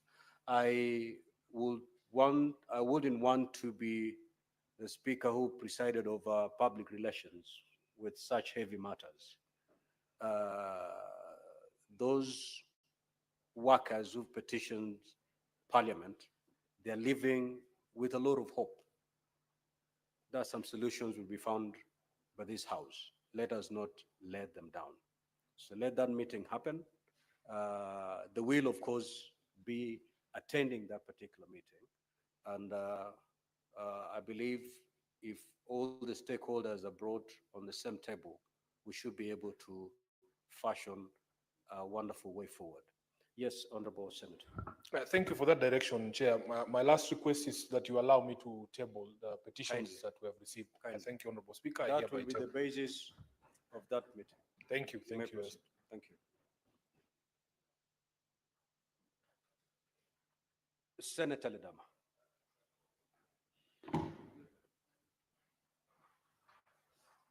Thank you, Mr. Speaker. Mr. Speaker, I rise to make some brief comments on the statement brought by the distinguished senator from Marsabit, the Honorable Mohammed Chute. Mr. Speaker, this issue of vaccines is something which is very dear to some of us. It is a big lesson that all of us must learn, that whenever you plan for anything, you must be able to get the buy-in of the professionals. There was a lot of hula baloo, including even myself, saying clearly that my cows will not be vaccinated. You'll excuse my speech today because I have a small disability in my mouth, but I'll attempt to maybe put my message across. The issue of vaccine is something which is very, very important. And what we've learned during the entire exercise, although I can still stand here very strongly and say I never allowed my cows to be vaccinated, there was a huge disconnect between the DVS and the county government in regards to passing the information on the vaccines which were coming out, mostly which were FMD. Mr. Speaker, this House has been set up to defend devolution.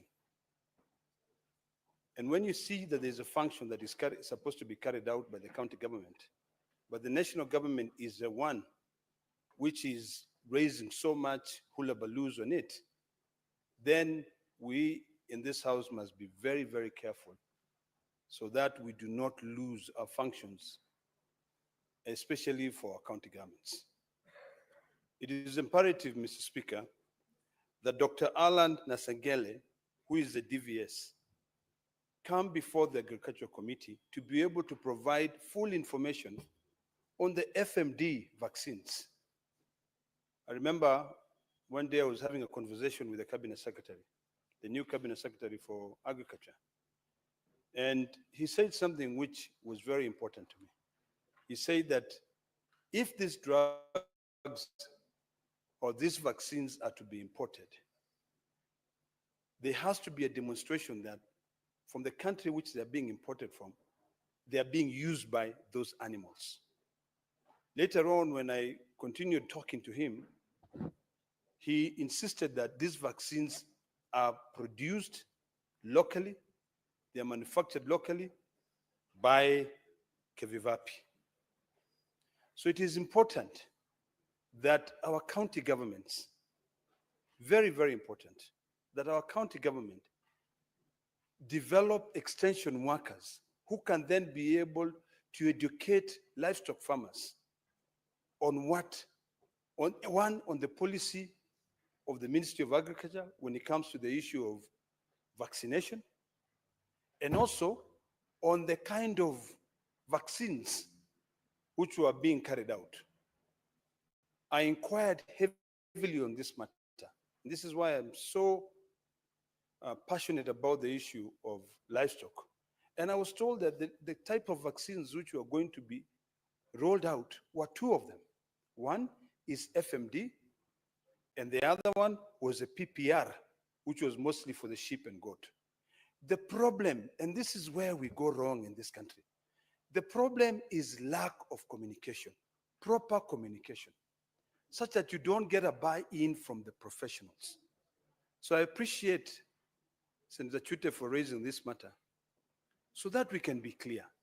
If indeed Kevivapi are the ones who produce these vaccines, it will be important for the health committee to be able to go in to Kevivapi facilities, see the entire process. Because, Mr. Speaker, there's a lot which is being discussed worldwide about the issue of vaccines. When you hear Bill Gates saying that these cows need to be vaccinated so that they stop fatting, it worries us. So really, for us, it is imperative that we're educated. And now, our county government must take their role seriously. Earlier on, Mr. Speaker, we're in the health committee, and we're looking at the budget of the health committee. And when we're going through the budget of the health, of the Ministry of Health, you realize that there's a presidential directive that has directed the Ministry of Health to be able to build sub-county health centers. When you look at the Schedule 4 of the Constitution, that is a function for county governments. And one of the things that was a bit vexing is the fact that one county, Wasingishu County, was being allocated 700 million when my own county of Narok is getting zero. So really, we just have to very selfishly guard devolution and protect devolution. So this issue of vaccine, Mr. Speaker, it is something that the Council of Governors should have taken over. Because even if the DVS is the one that coordinates, but the implementation is carried out by the county councils, by the county governments. So when farmers are saying, what is happening? And even us who are their ombudspersons cannot be able to tell them that this is what is going on, then our communication leads a lot to be desired and must change. So it's important to actually note that currently as a country, we do not have any foreign FMD manufacturer registered in this country. So if indeed we are dealing with the issue of FMD, we now have to dwell deeper into the issues of the borders. Because if we take care of our cows in country, what about the cows and sheep and goat that come from our neighboring country, Somalia? What about the cows and sheep and goat that come from Ethiopia? What about the ones that come from Tanzania? So these are things that all of us must really be alive to. So I hope that when the Committee on Agriculture is going to be investigating the issues that Senator Chute has raised here, it can actually visit Kevivapi. And I hope that also that Dr. Alan Asegele, the DVS, can pull up his socks and issue out communication, sensitize the professionals, so that when these professionals are going into the field, they can be able to educate our people. Finally, Mr. Speaker, there are a lot of fake parasites, a lot of fake animal vaccines in this country.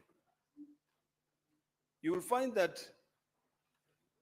nowadays, people have moved away from the traditional dips where they used to be able to, put the parasite in so that it can be able to kill all the ticks, the blue tick that is affecting the cows. I think it's about time now that the county government start rehabilitating the old dips so that we can control these diseases.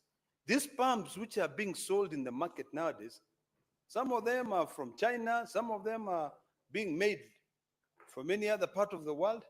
You come, you use them, they are not even effective. The control of the parasites is also not being controlled effectively.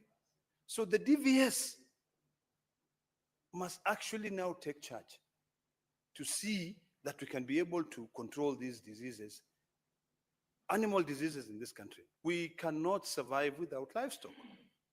I'm sure Mheshimiwa Chute cannot survive without the sheep. I was in Marsabit once, and there were like almost 10,000 sheep being taken care of by one person, and goats.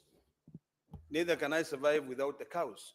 So this is something that it's important for us to work together to know what is our capacity. I like that question. How much can we produce locally? And since this is a function of county governments, can we then now talk to Kevivapi to be able to set up stations across the counties so that even it can be able to buy in and get the approval from the farmers? So this is a very good statement, quite timely.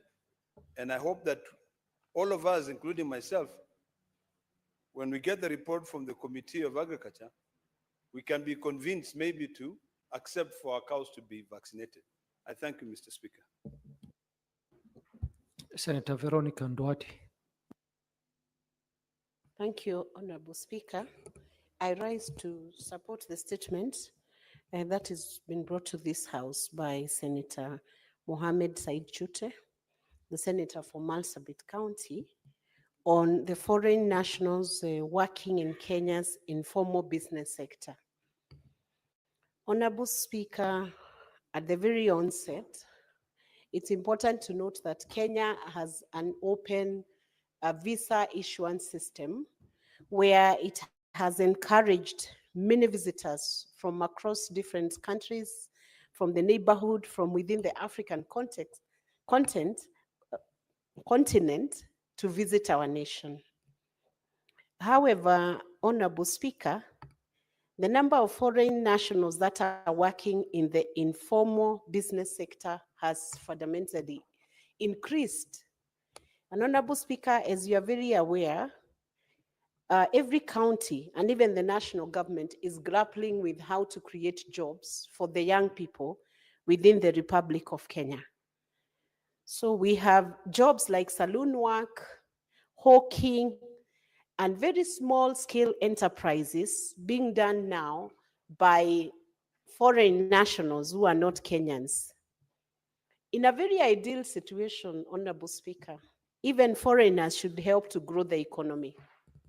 However, there is a balance that needs to be struck and a framework that needs to be developed so that even foreign nationals, if they are allowed to work here, then they fall within the framework, the legal framework that is set by the nation.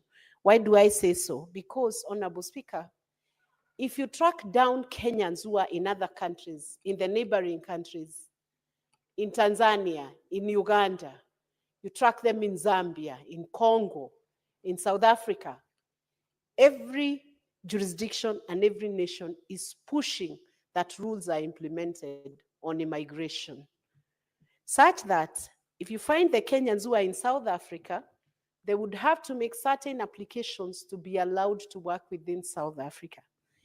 Until we have developed a framework within the AU that enables the nationals to crisscross the countries and remove the boundaries, and we make a system like what we have as a Schengen visa, it becomes very difficult, Honorable Speaker, when one country has then opened its boundaries and the rest of the countries around that nation have equally not opened those boundaries and allowed the nationals to work. So that the request by Senator Mohammed Said Chute that we take stock of the number of foreigners who are working, especially the target being in the Kenya's informal business sector, where maybe the Kenyans should first be given priority, then we need to take stock and see whether we are having a proper balance of trade between our nation and other nations. The way other nationals come in here and they are working in the business sector, small scale businesses, are Kenyans able to work the same way? For instance, in DRC, are they able to work like that? In Somalia, are they able to work like that? In Sudan, in Egypt, and across the continent, and even across the seas, in Europe, in US, you will find every nation has its own structure and system. So I want to support this statement, especially because we must ensure that our young people who are looking for jobs, looking for opportunities within the small scale business enterprises, and within that sector, the macro economy sector, they are not cut off by the foreign nationals that have to work. So I support this statement that the minister or the cabinet secretary should come and account to the House on the number of foreign nationals who could be working within Kenya and the existing labor and immigration policies that need to be implemented, and that data should now be considered with the Kenyans who are working abroad to see whether we are getting complementarity in terms of application of the immigration laws and policies. So, Honorable Speaker, I support this, and I also support that every foreigner who's working in Kenya must definitely do so when they are licensed within the special sectors that they should be working in, and that even the taxation is able to net the benefit that they are receiving from the Kenyan economy goes back to equally support the infrastructure within which they are trading. What is the taxation regime that is being applied to the foreign nationals when they are earning in Kenya? And are they keeping to the labor laws? Or are they using the visitor's visa to work, gainfully earn money from Kenya, and go back to the other countries without maybe even paying the taxes that are required to be paid within Kenya? So I support this, and I hope that once this talk and audit is taken by the CS and a report is presented to this House by the committee, the Standing Committee on National Security, Defense and Foreign Relations, I would also have hoped that the Standing Committee on Trade is involved in this matter. Once this report is brought to Parliament or to Senate, then we'll be able to tell whether we have extinguished opportunities that should be due to the young people in Kenya, or whether the foreign nationals are working within the framework that is provided within the Republic of Kenya. Thank you, Honorable Speaker. Senator Andrew Mtata. Thank you, Mr. Speaker, sir, for the opportunity. I'll begin by commenting on the statement regarding the vaccination, or the much hyped vaccination of animals. Clearly, we're dealing with something that was not ordinary and normal. Vaccination of animals has not been a new thing in this country. Animals are vaccinated, and are usually handled by departments. But a nationwide one-time vaccination of animals has never happened in this country, unless where we have got quarantines. And the quarantines are not new. Towns like Karatina are a corruptions of the word quarantine, because they used to be major quarantine centers. And so when we came up in this particular state, I would like the statement to really get out of where we are being persuaded to go, and tell us what was the emergency that required the head of state to personally take up and run with this particular vaccination program. What were the intentions? What were the expected outcomes? Because it was totally out of the ordinary. We shall have periodic vaccinations when there are outbreaks of diseases and what have you.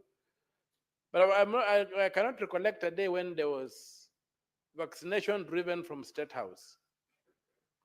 So that vaccination from State House is the elephant in the room, not just the question that we are whether or not animals will be vaccinated. Even today, animals are being vaccinated. I also would like to support the observations by Senator Olekina that we've got very many fake products on the markets.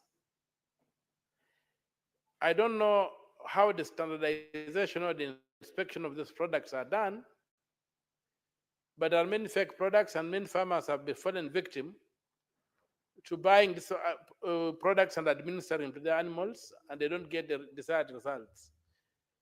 Associated with that is the cost of vaccination. Vaccinations have become very expensive, and ordinary farmers, most ordinary farmers cannot afford them.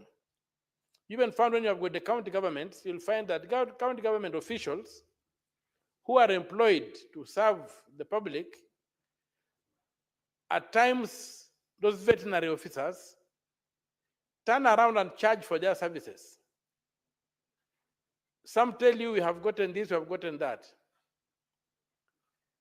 on our own, so we are charging a fee. So we would like to also those kind of things to be looked into, and we be told why would a government employee during office hours performing the duties they are employed to perform add a fee of consideration to the services they are giving. The other thing is qualification of veterinary officers. I had an incident personally where I lost more than 100 goats over a period of about 1 month, depending on veterinary officers in Busia trying to come and intervene, until somebody said, why don't you try somebody? And then they get given all manner of theories what could be happening. They ended up saying to the climate, that was the climate change was affecting the goats. Now, when I went to Kari Naivasha, I called Kari Naivasha and they told me, can you give us a picture of one of the animals? Just send us a picture by WhatsApp. And when I sent a picture, this fellow said, oh, this is a problem and we must intervene immediately. And they sent somebody from Naivasha to my farm, and in no time, that problem was contained. So what makes me wonder is what kind of veterinary officers do we have in Busia, who of 1 month could not resolve a simple viral infection that required a kind of intervention. So other than fake vaccines, we have fake veterinary officers who are purporting to be doing extension work or helping farmers here and there. So the committee may also want to look at the criteria of employing people to serve in county governments in this very, very critical area. And related to that, the veterinary officers, in terms of animal diseases, we have got the meat inspection officers, an area that is largely neglected, but one that is extremely important, given the current trend whereby you have got transfer of diseases across species from animals to human beings. We need to look at the question of the remuneration, training, and other aspects of equipping meat inspectors to be able to do scientific work when they go out to inspect the meat our people eat. So there are many areas within the animal industry that will go along with because vaccines are about diseases in the industry that need to be looked into. There's a statement on the sheaf and SHA. I would have loved to contribute to it, but unfortunately I'm litigating it in court. And I've noticed that a lot of the issues raised here are before court, and maybe the secretariat might want to guide the committee on how to deal with it, given that some of those issues are being litigated in court. But that being as it is, it's an extremely important case that needs to be looked into about the cost of this platform, and especially in light of the confirmation, I don't say the finding, the confirmation by the Auditor General of things many Kenyans have been saying and complaining about, and of the government not raising a finger. And I would like them to go back. There are 3 funds under the SHA. There's only one fund which is being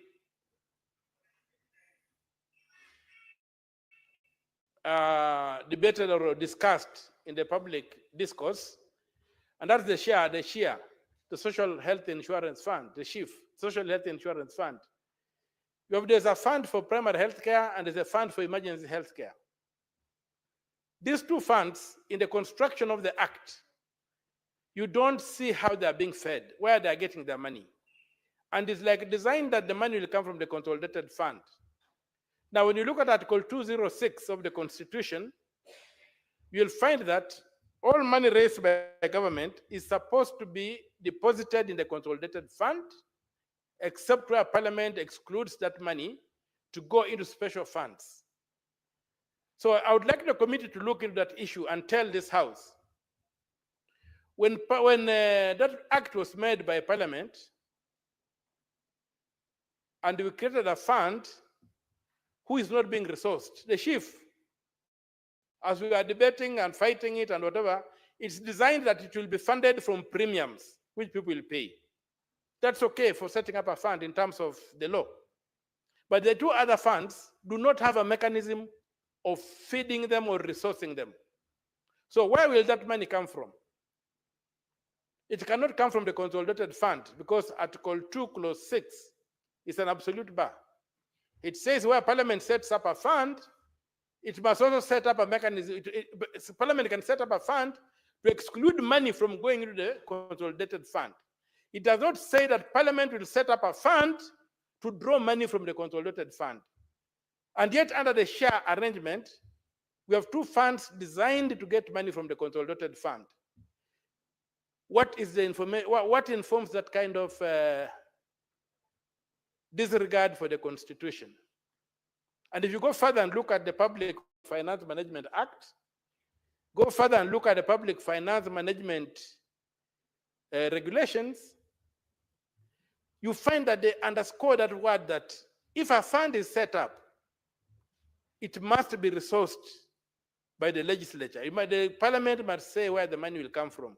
So as the committee looks at this particular issue of SHIF, rather the SHA, not SHIF. SHIF is just one of the funds. SHA is the act. You have the Social Health Authority Act, which is the umbrella law.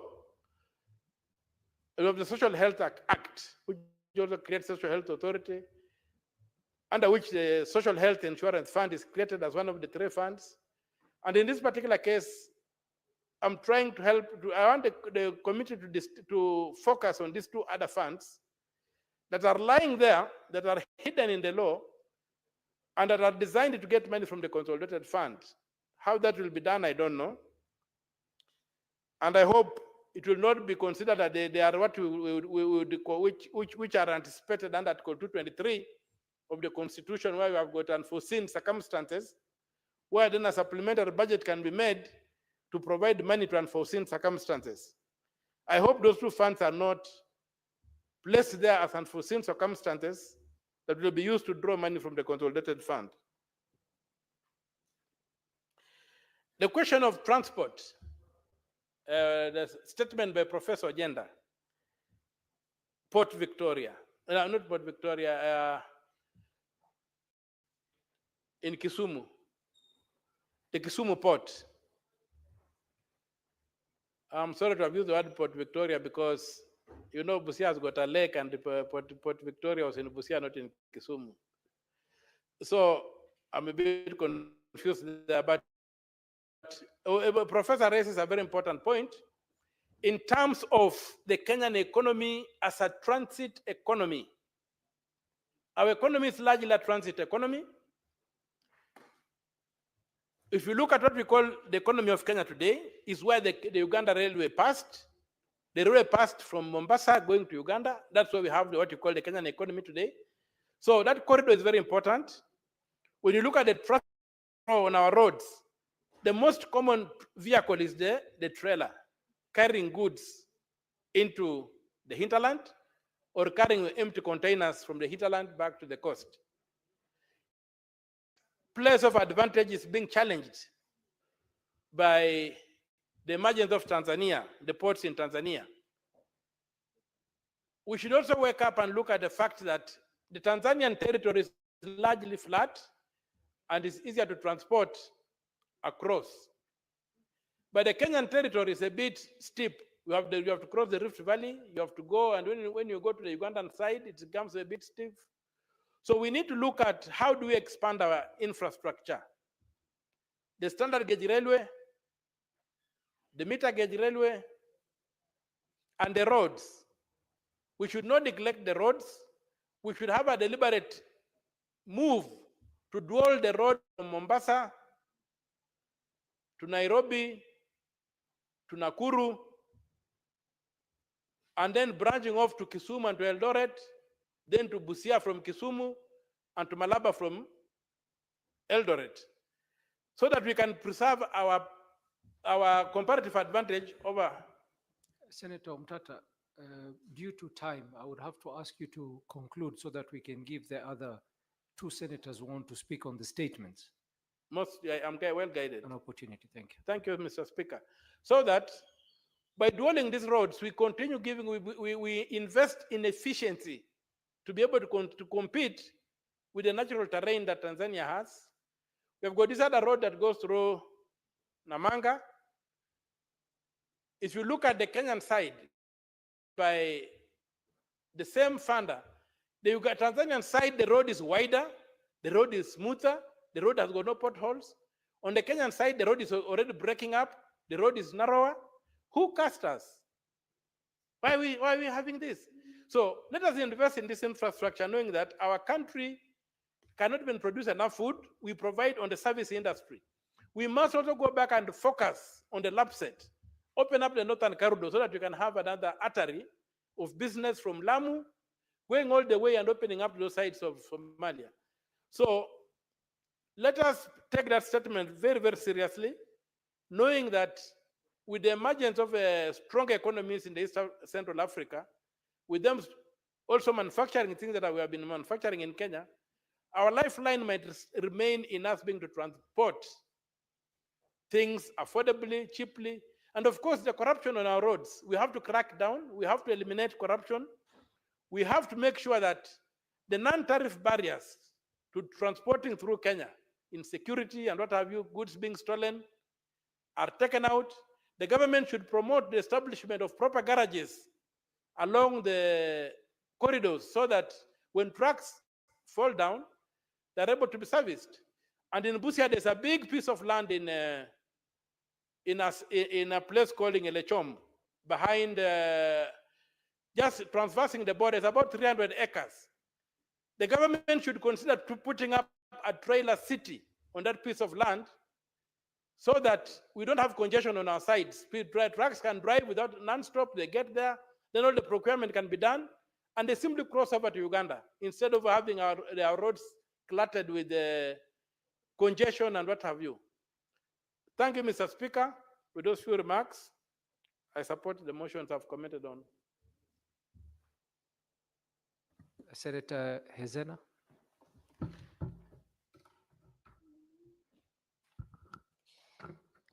Thank you, Mr. Speaker. And I rise to contribute to the statement by Senator for Marsabit County, Senator Chute, on the ongoing livestock vaccination program in the country. Mr. Speaker, we know that about 22 million livestock exist in Kenya, and about 9 million Kenyan citizens identify themselves as pastoralists. And about 4 million of these citizens fully and entirely and solely depend on pastoralism as a means of livelihood.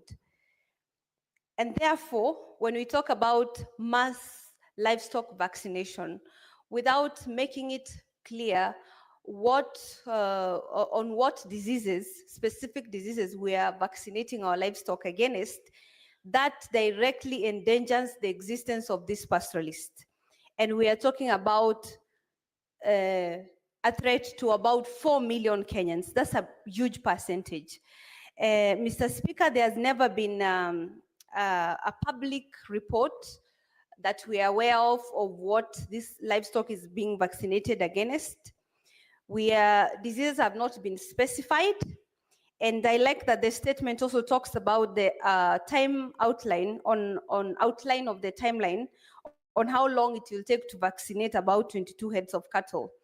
And it is important to have that report or answers to those questions, because we know that at no point do you find huge number of our livestock accumulated in one place. The very important thing to note about pastoralism is that most of us are nomadic pastoralists, and we move our livestock from places to places. In Samburu, we have something called laleta, where they are like manyatas where livestock is put for a certain period of time. And a lot of times we also put our livestock in such manyatas away from where the citizens live in order to protect them from external threats and banditry. It is important also to tell us whether there was sufficient public participation done in these pastoralist counties, and if our people are aware that the vaccination is going to be conducted, and also the importance of why these cows must be vaccinated, and also a clear outline on other issues. If at all there are no diseases affecting these livestock, and why, because I have had information flying about that they are being vaccinated to increase output and the quantity or kilograms of beef that is going to be produced by this livestock. How are people going to directly benefit from the proceeds of selling this beef? Because we know that a lot of this beef is taken to Kenya Meat Commission. What is the commission doing to directly benefit our people from the increased beef output that is going to happen? Secondly, if we have foreign players, be it sponsors or partners or shareholders in this whole process, what is their main interest? And is this program targeting a special breed or hybrid of livestock, or is it also targeting our local breeds like the Boran cow, which most of our people keep up in the north?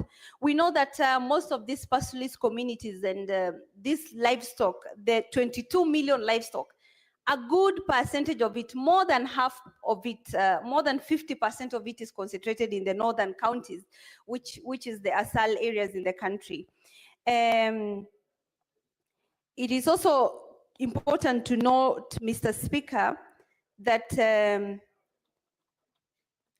most of our people being illiterate, they need to be sufficient time for public participation among these communities, and leadership need to be involved. We need to know. That is why these questions are very valid and they come in timely. I support, Mr. Speaker. Thank you. Senator Daniel Manzo. Thank you, Mr. Speaker. Let me start where Senator Zena ends. For a long time, and Kenya has a history, we've never had such an operation as a massive vaccination to animals. For vaccination to be, you must be controlling a certain identified disease, an outbreak. Just like for human beings, COVID-19 did happen. And therefore, you can't just wake up and vaccinate human beings or vaccinate animals without, a scientific advice. And for that matter, Mr. Speaker, there has been an outcry and many farmers did not cooperate. You can also not vaccinate by force, that you force every farmer. You persuade, you give reasons, and again, also the professional bodies must completely advise. And therefore, I do support that statement. And on the matter of SHA, the request by Senator Kavindo, Senator for Machakos, Mr. Speaker, this SHA and SHIF issues, and previously we had NHIF, has brought a lot of issues, and all that complaints cannot be for no reason. Mr. Speaker, there are issues as to private individuals running public money. There are issues of tendering processes, of which there is a law which controls that in this country. There is an issue of a consortium awarded and the cost of the award. And also, when you compare what happens to NHIF, we want to say that the thieves of NHIF are known.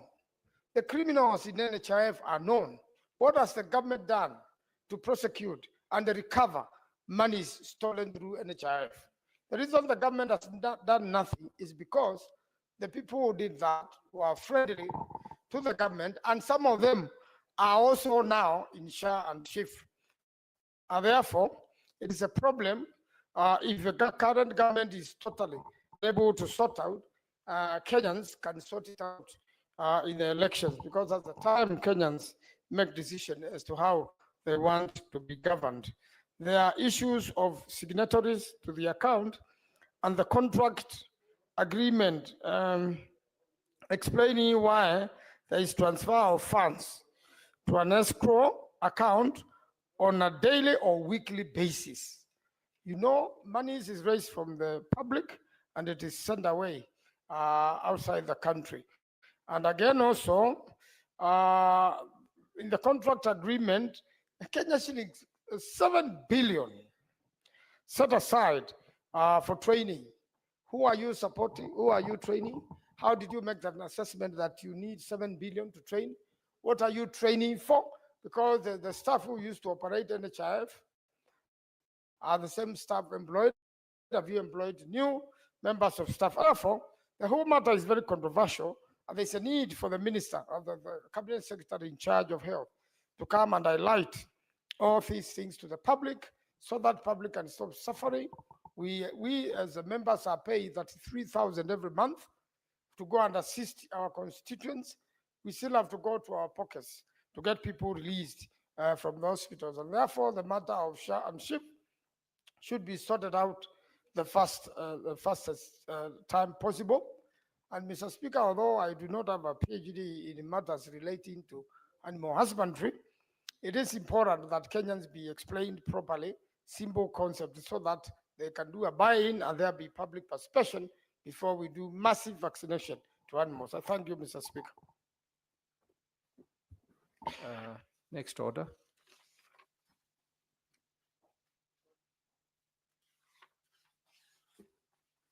Order number 8, the County Government's Revenue Raising Process Bill, National Assembly Bills number 11 of 2023, first reading.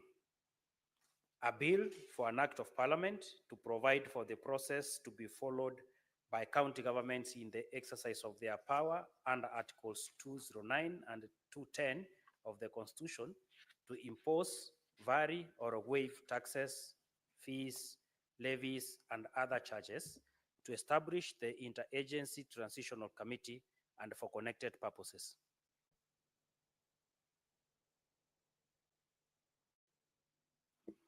Order number 9, the Business Laws Amendment Bill, Senate Bills number 51 of 2024, first reading. A bill for an act of parliament to amend various laws and for connected purposes. Next order.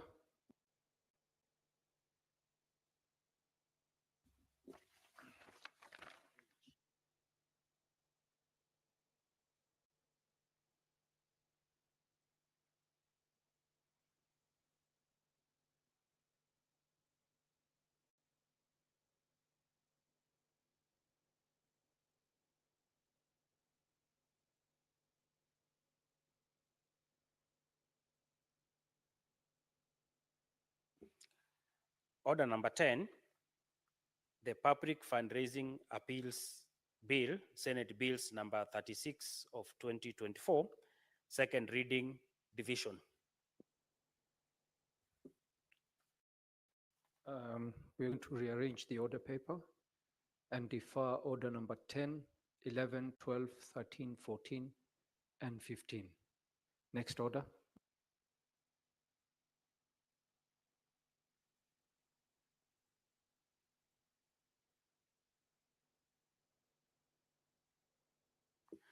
Order number 16, motion, consideration of the report of the Standing Committee on Finance and Budget on the 2025 Budget Policy Statement, resumption of debate.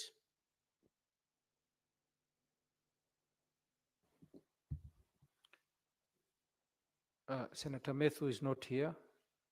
Senator Manzo, you want to contribute to the report on the Standing Committee on Finance? Okay. Not contributed, and thank you, Mr. Speaker, for giving me an opportunity to contribute on the policy statement, which is which informs the law relating to budgeting and the finance bills. Mr. Speaker, I would like to state that having Having a policy statement is very important because it gives the grounds as to how we are going to handle the matters thereafter, and how the finances are going to be dealt with. The Senate mainly deals with what is going to be devolved, Mr. Speaker. And I want to state that devolution has gone through a lot of challenges. Although the monies going to the counties have been reported not absorbed as quickly as it should be, Mr. Speaker, some of the challenges need to be noted as to why governors are not absorbing all the monies in good time. Is it procurement challenges, or what challenges they are going through? We expect the monies which have given the governors, which is not even a lot of money, which should actually be increased, has not been absorbed quickly. And yet, when you go to the counties, you can see undone roads, you can see water systems which are still not being connected. Definitely, there is a lot of work to be done by the counties which has not been noted at the grassroots level. Therefore, it is important that when we make this statement, policy statement, and go on to implement the finance bill, and go on to do the division of revenue bill, we make sure that counties have a good money, and we make sure also the monies are spent as a Senate and spent well. One of the biggest challenges has been corruption, skilled um, procurements, and again also serious pending bills at the counties and the national level. When you hold money from businessmen and women at the national level and the county level, then the economy stops circulating. And therefore, it is important to clear all the pending bills, the ones which have been verified, both the national government and the county government, so that money can be in circulation and these businessmen can be motivated to do more work for the people of Kenya. I thank you, Mr. Speaker. I support. Senator Danson Mungatana. Mr. Speaker, I want to thank you for giving me the opportunity to make my contribution on the report of the Senate Finance Committee on the budget policy statement. Mr. Speaker, many years ago, when we used to be in the National Assembly, we never had opportunity to interrogate the priorities of government. But the new Public Finance Management Act, which came after we left the other house, has made it clear under Section 35 that a budget policy statement must be brought before the actual estimates are brought. And when this budget policy statement comes, it outlines the priorities that the government or the administration that is in power is supposed to set up, and what we should roughly expect when the actual estimates come with the details of how monies are supposed to be raised and how monies are supposed to be spent. Mr. Speaker, I did not want to be long, but I wanted to mention two things that are not reflected in this budget policy statement. And Mr. Speaker, the budget policy statement estimates that there will be a growth of revenue by about 10%. So that, Mr. Speaker, ordinary revenue is supposed to raise by about 259 billion, which is about 10% of what was raised last year. The surprising thing, Mr. Speaker, is that there is no correspondent growth in the allocation that is supposed to go to county governments. So the question then begs, are county governments in inferior to the national government. And the Constitution has given us a very clear answer that these are two levels of government, and none is superior to the other, but both have different functions with different mandates to execute those functions. Mr. Speaker, we have said many times here that the National Treasury seems to be working only for the national government. Because surely if ordinary revenue is rising by 10%, the logical thing is that county governments then should expect a 10% increment. That should be the projection. That should be the allocation. But that is not what is reflected in this budget policy statement. Mr. Speaker, that's why I have argued, and I think we need to really push this, that we should have two separate treasuries. When money is collected, it should be split automatically. The percentage that is going to counties must go there, and the percentage that is going to the national government must go there. But this budget policy statement is only serving the purpose of the national treasury. So, Mr. Speaker, I think we need to interrogate this and ask ourselves, is this budget policy statement actually also helping or recognizing that county governments also need an equivalent amount in terms of projected increment of ordinary revenue? So, Mr. Speaker, I suggest that this bit be looked at afresh.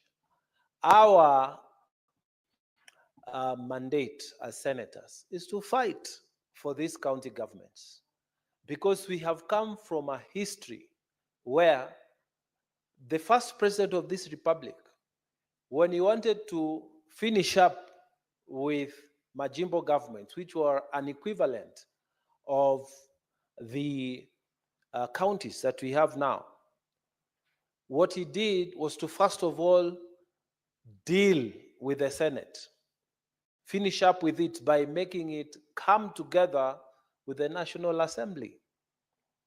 And when they absorbed this, there were no noises going, fighting for resources for the Majimbo governments. Then, Mr. Speaker, the Majimbo governments died a natural death. If that hadn't happened, Mr. Speaker, if that had not occurred those more than 50 years ago, then, Mr. Speaker, we would not be talking of only one trunk road in the entire Tana River County. We would not be talking of segregation in terms of development for the ASAL regions, because we would have had our own Majimbo, senators would have been fighting for our own resources, and maybe would be having as good schools as they are in other regions, as a better road network as they are in other regions, title deeds being as available in those our areas as they are in other regions. Because, Mr. Speaker, the segregation and the discrimination that these regions have suffered is because of that decision at that time. So, Mr. Speaker, we want to be very clear that this budget policy statement seems to be favoring only the national government. So if there's 10% increment, the correct thing to do is to also state it very clearly that there will be, at least in the minimum, an expected 10% increment to the counties. And, Mr. Speaker, the other second thing I wanted to focus on is that in December 2024, the Intergovernmental Relations Technical Committee identified and delineated and transferred several functions to the county governments. However, the budget policy statement of 2025 that we are debating now does not give any framework for allocating and transferring resources to those functions that were allocated or transferred to county governments. So again, Mr. Speaker, you can see that this budget policy statement is not reflective of the interests of the counties. The thinking in the Treasury, Mr. Speaker, is still only serving the national government. And those listening to me in Kenya, I'm calling for a clear separation of powers. When Kenya Revenue Authority raises money, we should take the money for the national government to a separate treasury from the money that is supposed to be to county governments. If this doesn't happen, Mr. Speaker, this kind of attitude will continue. The Intergovernmental Committee sits down and delineates functions. And they say, okay, these ones we are taking away from national government and we are giving to county, and then there's no funds that follow. What kind of thinking is this? That the budget policy statement is not reflecting the simple principle that funds or resources follow the function. If these functions have been transferred, why isn't there a process or a framework that has been shown clearly in this budget policy statement? I have a lot of respect for the current Treasury Secretary, Honorable Mbadi. And my prayer is that he will not go there and be surrounded by people who think that it was a mistake to create counties. And I want to remind Honorable Bandi that he himself ran or intended to run for a county government position as a governor before he came as a nominated member here. So as he sits there, he should rearrange those people who serve in the treasury. We need people who are also pro-devolution, people who will protect devolution. In fact, the Senate should be given an opportunity to nominate people who will be working as advisors in that ministry.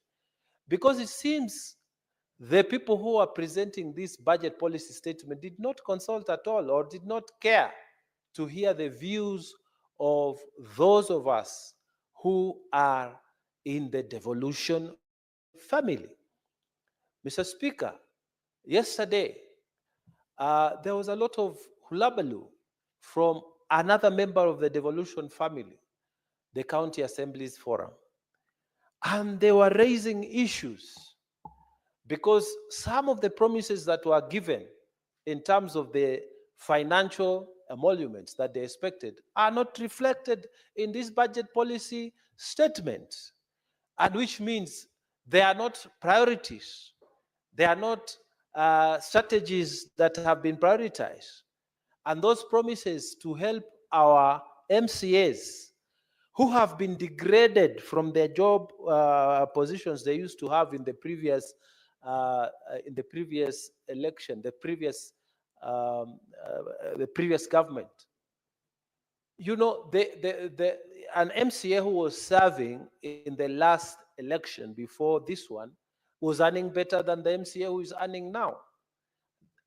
And we cannot celebrate when we see another member of the devolution family suffering. It is our responsibility to raise these issues and continue raising them.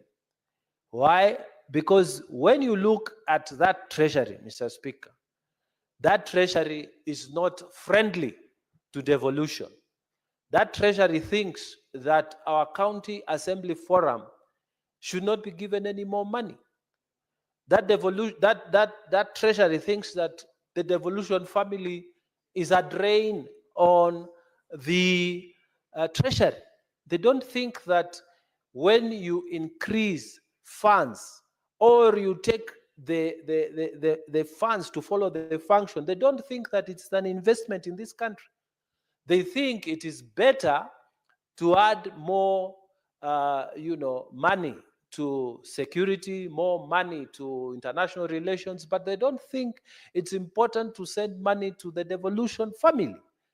Mr. Speaker, we must call out Treasury for what it is. Mr. Speaker, I fully support this report by our very able Finance Committee under the leadership of Captain Roba, Senator for Mandela. And we thank them because they have flagged out these issues. These issues are on record. And my own addition would have been that we need now to deliberately populate that treasury with people who think devolution is important. That treasury needs to be drained, Mr. Speaker. That treasury and the workers there who have grown up there thinking that counties are not important, counties are a nuisance, members of this devolution family are not important. Mr. Speaker, that treasury needs to be drained. You cannot devolve functions and then you don't give money to the governors to execute those functions. Mr. Speaker, I beg to support. Thank you. Thank you, Senator. There being no other senator wanting to contribute, I will ask the mover to reply. Is it Senator Boni Kalwale or Senator Tabitha? Vice Chair, okay. Vice Chair, Budget. Thank you, Mr. Speaker. And I really want to start by appreciating all colleagues, all senators that have given their views and remarks on the issue of BPS. Mr. Speaker, as a reply, I want to mention that where we've come from, as far as BPS is concerned, it's what we do every year.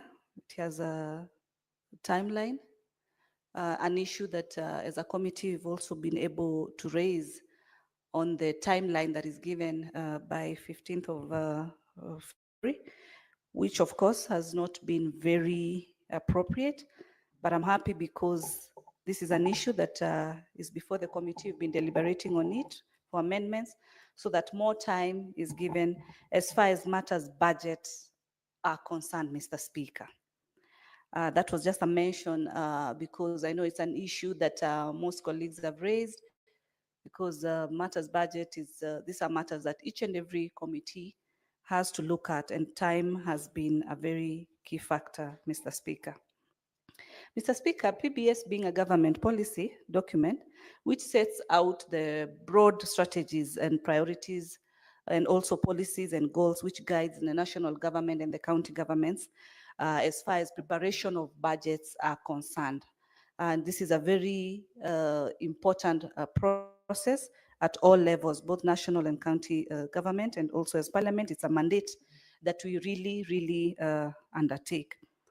It contains the assessment of the current state of the economy, Mr. Speaker, including the macro forecast as well as the priorities of the government, current pillars, growth and strategy directions, the financial outlook, which also concerns government revenues, expenditures, borrowing for the next financial year and over the medium term.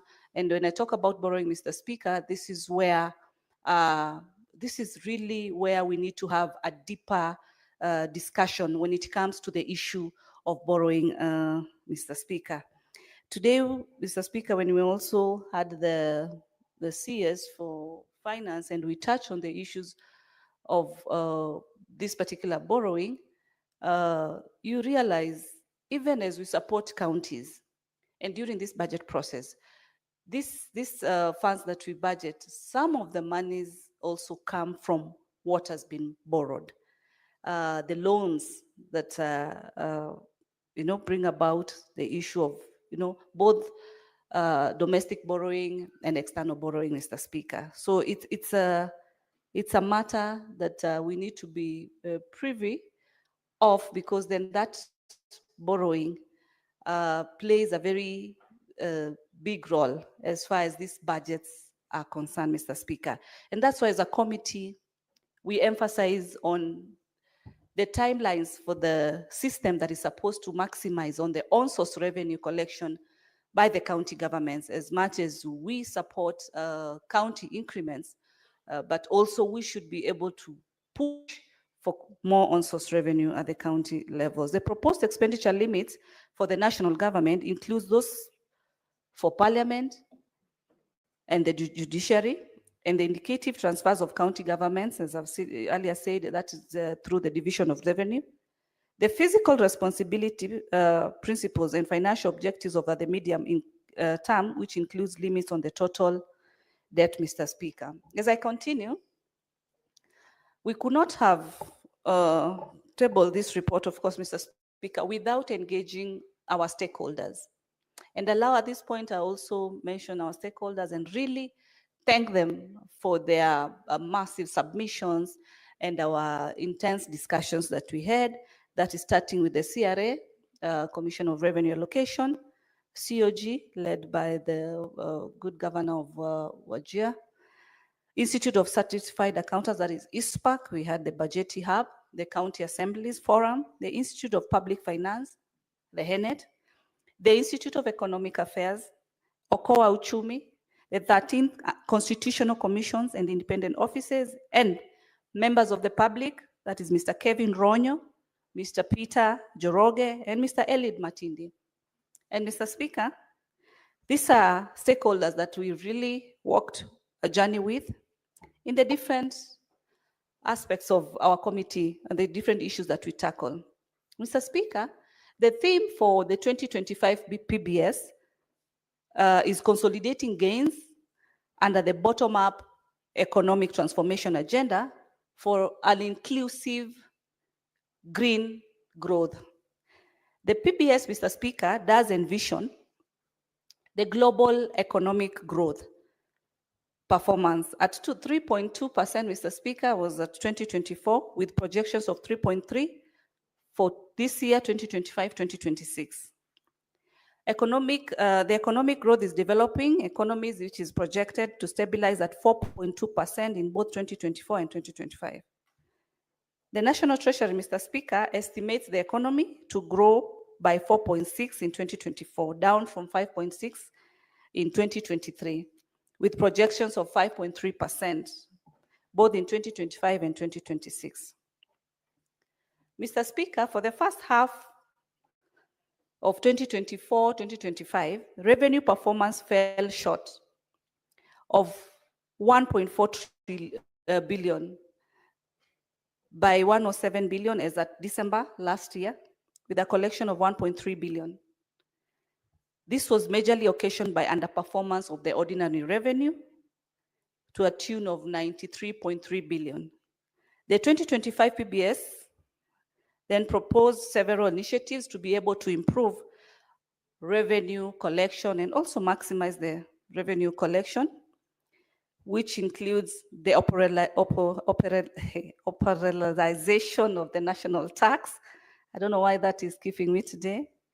And the medium-term revenue strategy of 2024 and 2026-2027, strengthening tax administration, broadening the tax base, reducing tax expenditures, leveraging on technology to modernize tax processes, and closing revenue loopholes, improving tax system efficiency, and a focus on non-tax revenue that MDAs can generate through public services. Mr. Speaker,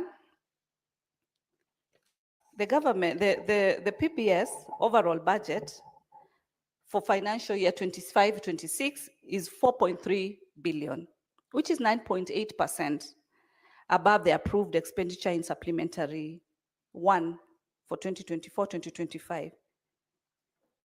You realize the previous allocation for division of revenue to the counties is 387.7 billion.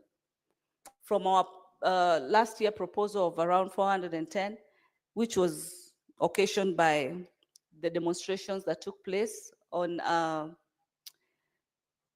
refusal for the finance bill then. And this prompted that these budgets then for the county, the allocation for the county was then affected, which now reduced to the 387.7, Mr. Speaker. The shareable revenue is expected to grow from a projected 2.5 billion at the end of 2024-2025 to 2.8 for financial year 25-26. Mr. Speaker, then this is a growth.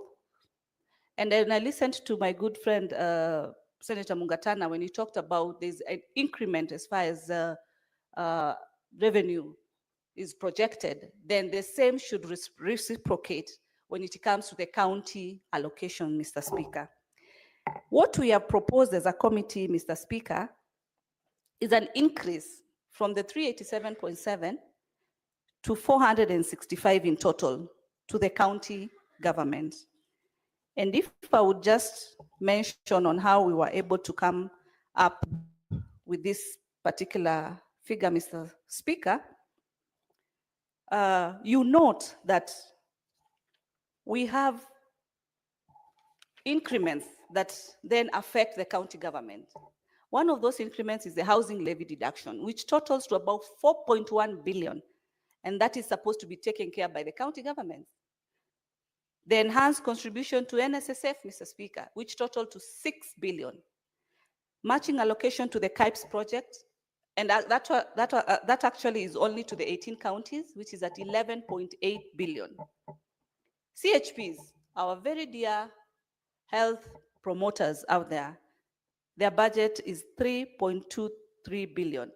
This is the responsibility of the county, Mr. Speaker. Annual wage increment, which is normally about 10%, amounts to 6.3 billion, which cuts across the 47 counties. Basic salary increment for doctors, CBA, for 2017, and which amounts to about 3.5 billion, which totals to, all those total to 34.9 billion, Mr. Speaker.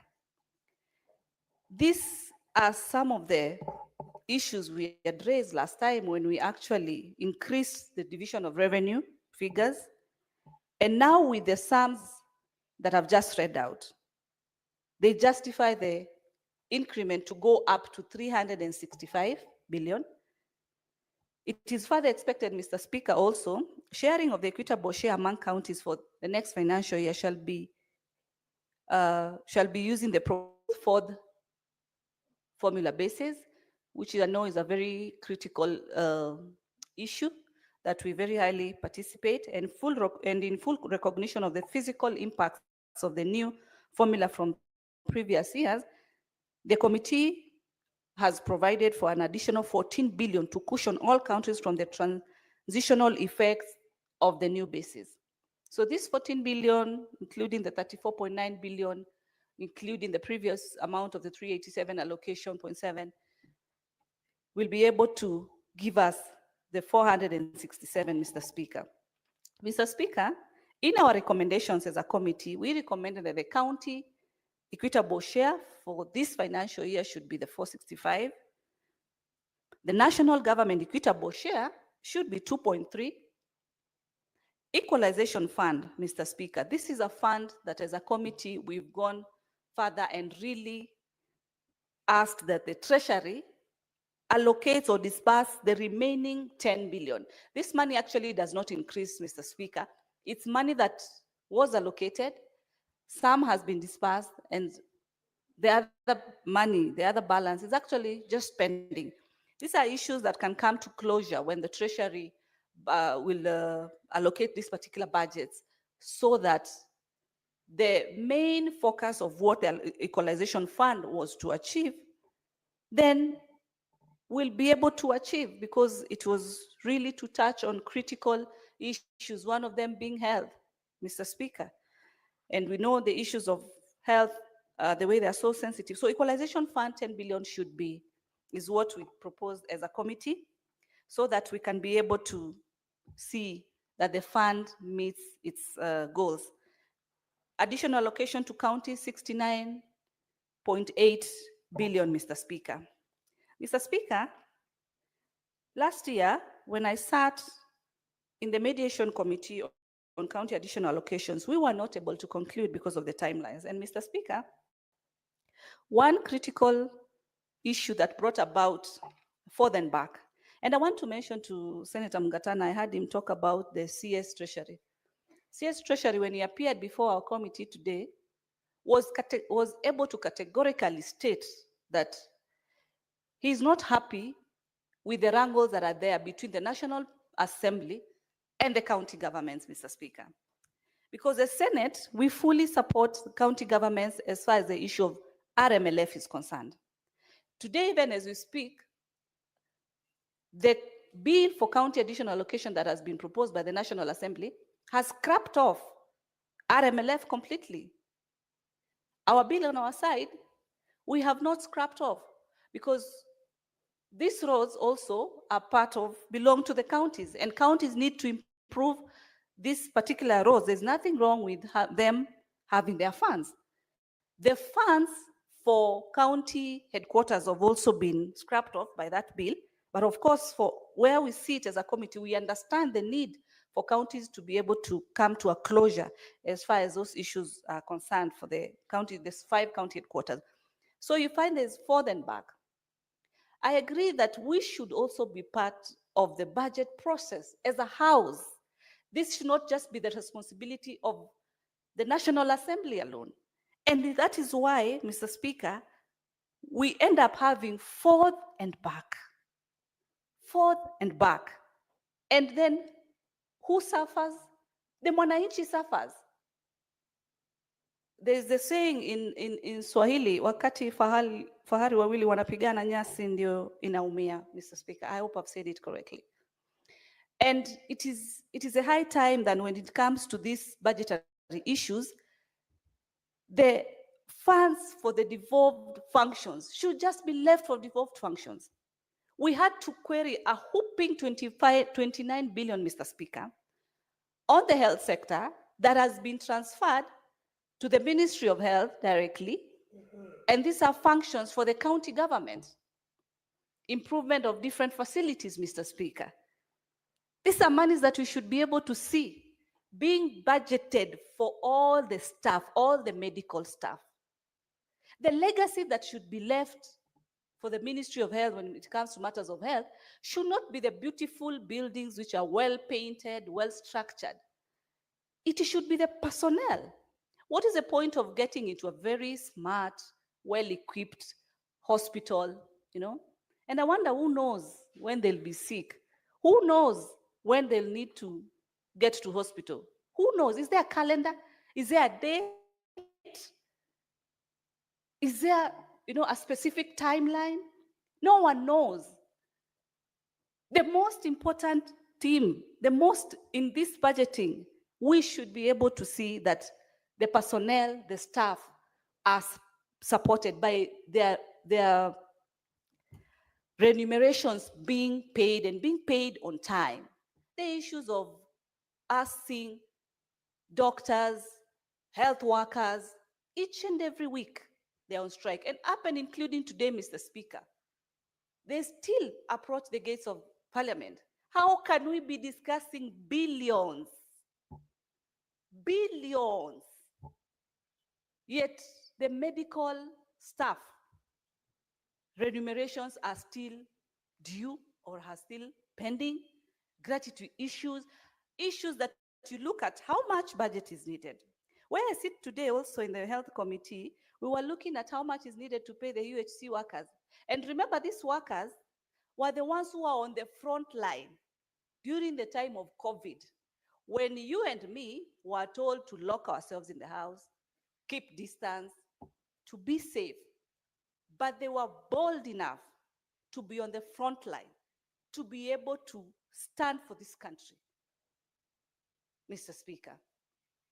And the budget that is needed to meet what they keep on carrying placards every day is just about 4 billion, Mr. Speaker.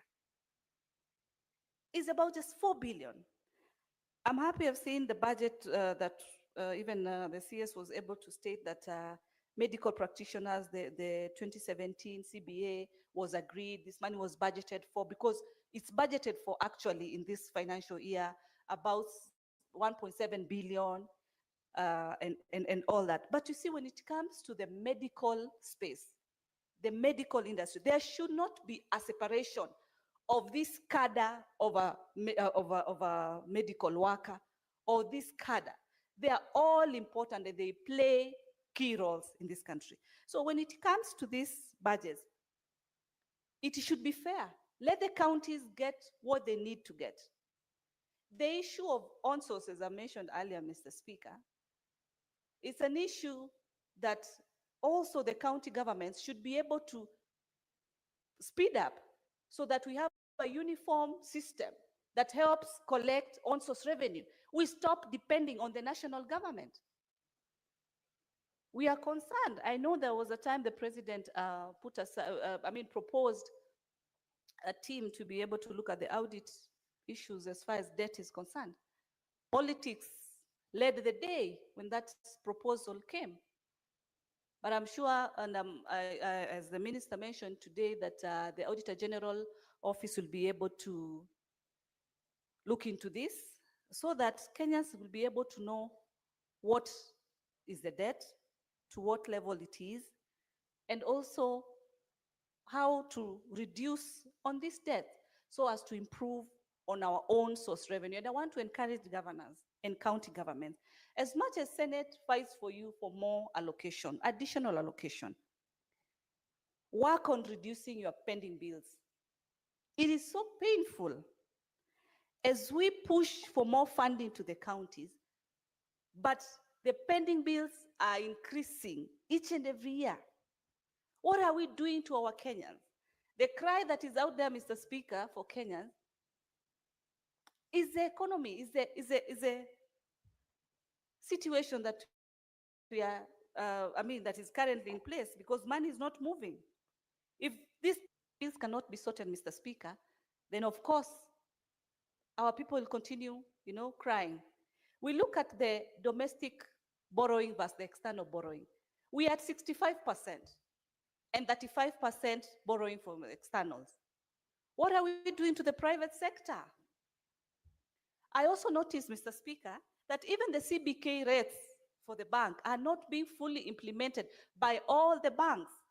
Where do we leave the private sector, Mr. Speaker? We cannot all fit within the space of the government sector. The private sector plays a very key role. So these are some of the issues, Mr. Speaker. And all said, I really want to appreciate my committee members, led by my very good chair, Captain Ali Roba, Senior Boni Halwale, Doctor, Senator Faki, Senator Shakila, Senator Essi, Mariam, and Senator Onyonka, because these are issues that we've deliberated very highly as a committee. And I want also to appreciate the secretariat led by Gitonga, Beverly, Lucy, and the team, Kioko, all the team that we work very closely to ensure that we are able to give a good report. And in those many and few remarks, I beg to reply and request that the putting of the question be deferred to a later day pursuant to Standing Order 66-3. Very well, it's deferred. Next order. Order number 11, motion, consideration of the report of the Standing Committee on Finance and Budget on the 2025 medium-term debt management strategy.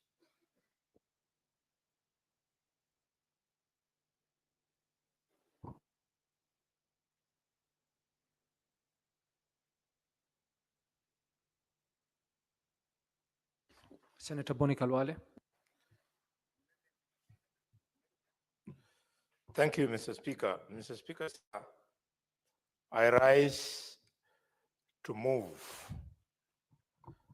the report of the Senate Finance Committee on the medium-term debt management strategy for the year 2025. Mr. Speaker, the Senate adopts this report as contained herein, and as we do so, Mr. Speaker, it's good for us to bring it to the attention of the House that the medium-term debt management strategy is pursuant to standing order, pursuant to Section 33 of the Public Finance Management Act, Cap 41 2A. The MTDS provides a framework for informed decision-making on public borrowing and debt management. It gives and guides the national government in structuring the debt portfolio to minimize costs and risks while ensuring sustainability and supporting the government of the domestic debt market. Mr. Speaker, the MTDS was tabled in Parliament on 13th of February 2025 and subsequently committed to the Standing Committee on Finance and Budget for consideration. Its submission aligns with Section 331 of the Public Finance Act 2012, which mandates the Cabinet Secretary responsible for finance to submit to Parliament a statement outlining the national government's debt management strategy. It provides information on the following key elements. 1, the stock of public debt as at the date of tabling of the statement. 2, the sources of the loans required by the national government and the nature of the guarantees issued by the national government. And 3, the principal risks associated with these loans and guarantees. Not to mention, Mr. Speaker, number 4, the assumption underpinning the debt management strategy, and of course, an analysis of the sustainability of both actual and potential debt, public debt. The resolution of the House on the report of the medium-term debt management strategy shall serve as a foundation for determining the appropriate limits on proposed domestic and external borrowing. Additionally, it shall inform the approval of the budget policy statement report. Mr. Speaker, the 2025 MTDS outlines the following strategy. A gross financing ratio of 25 to 75 for external and domestic borrowing respectively, and 2, a net financing strategy of 35 to 65 for external and domestic finance respectively. Mr. Speaker, this underscores the continued reliance on domestic market as the primary source of financing for fiscal deficits over the medium term. As at the end of January 2025, the total stock of public and publicly guaranteed debt stood at 11.02 trillion shillings, equivalent, Mr. Speaker, to 65.7% of the GDP, up from 10.58 trillion, which was equivalent to the same 65.7% of the GDP in June 2024. This figure is projected to rise further to 13 trillion by June 2027. Consequently, debt servicing costs are expected to increase to 1.97 trillion by June 2025 and further to 2.4 trillion by June 2027. Additionally, debt service payments, including interest and redemption payments, are projected to remain elevated, averaging 60% of the total income. This underscores the tightening fiscal space and highlights the urgent need for a robust debt management strategy aimed at minimizing costs and mitigating the risk associated with high debt distress levels. Mr. Speaker, in reviewing the 2025 MTDS, my committee engaged with the key stakeholders, including the Commission on Revenue Allocation, the Institute of Certified Public Accountants of Kenya, the Council of Governors, the County Assemblies Forum, Budgeti Hub, the Institute of Public Finance, the Institute of Social Accountability, Office of the Auditor General, Okoa Uchumi, Mr. Kelvin Ronyo, and the Institute of Economic Affairs. The committee held a total of 10 sittings while processing this MTDS. Additionally, in adherence to Article 201A of the Constitution, the Senate conducted public participation on the 2025 MTDS through a call for submission of memoranda. Mr. Speaker, sir, arising from these consultative engagements, the committee made several recommendations, which included the following. One, noting that as of June 2024, Kenya's public debt stood at 10.58 trillion, equivalent to 63% in present value.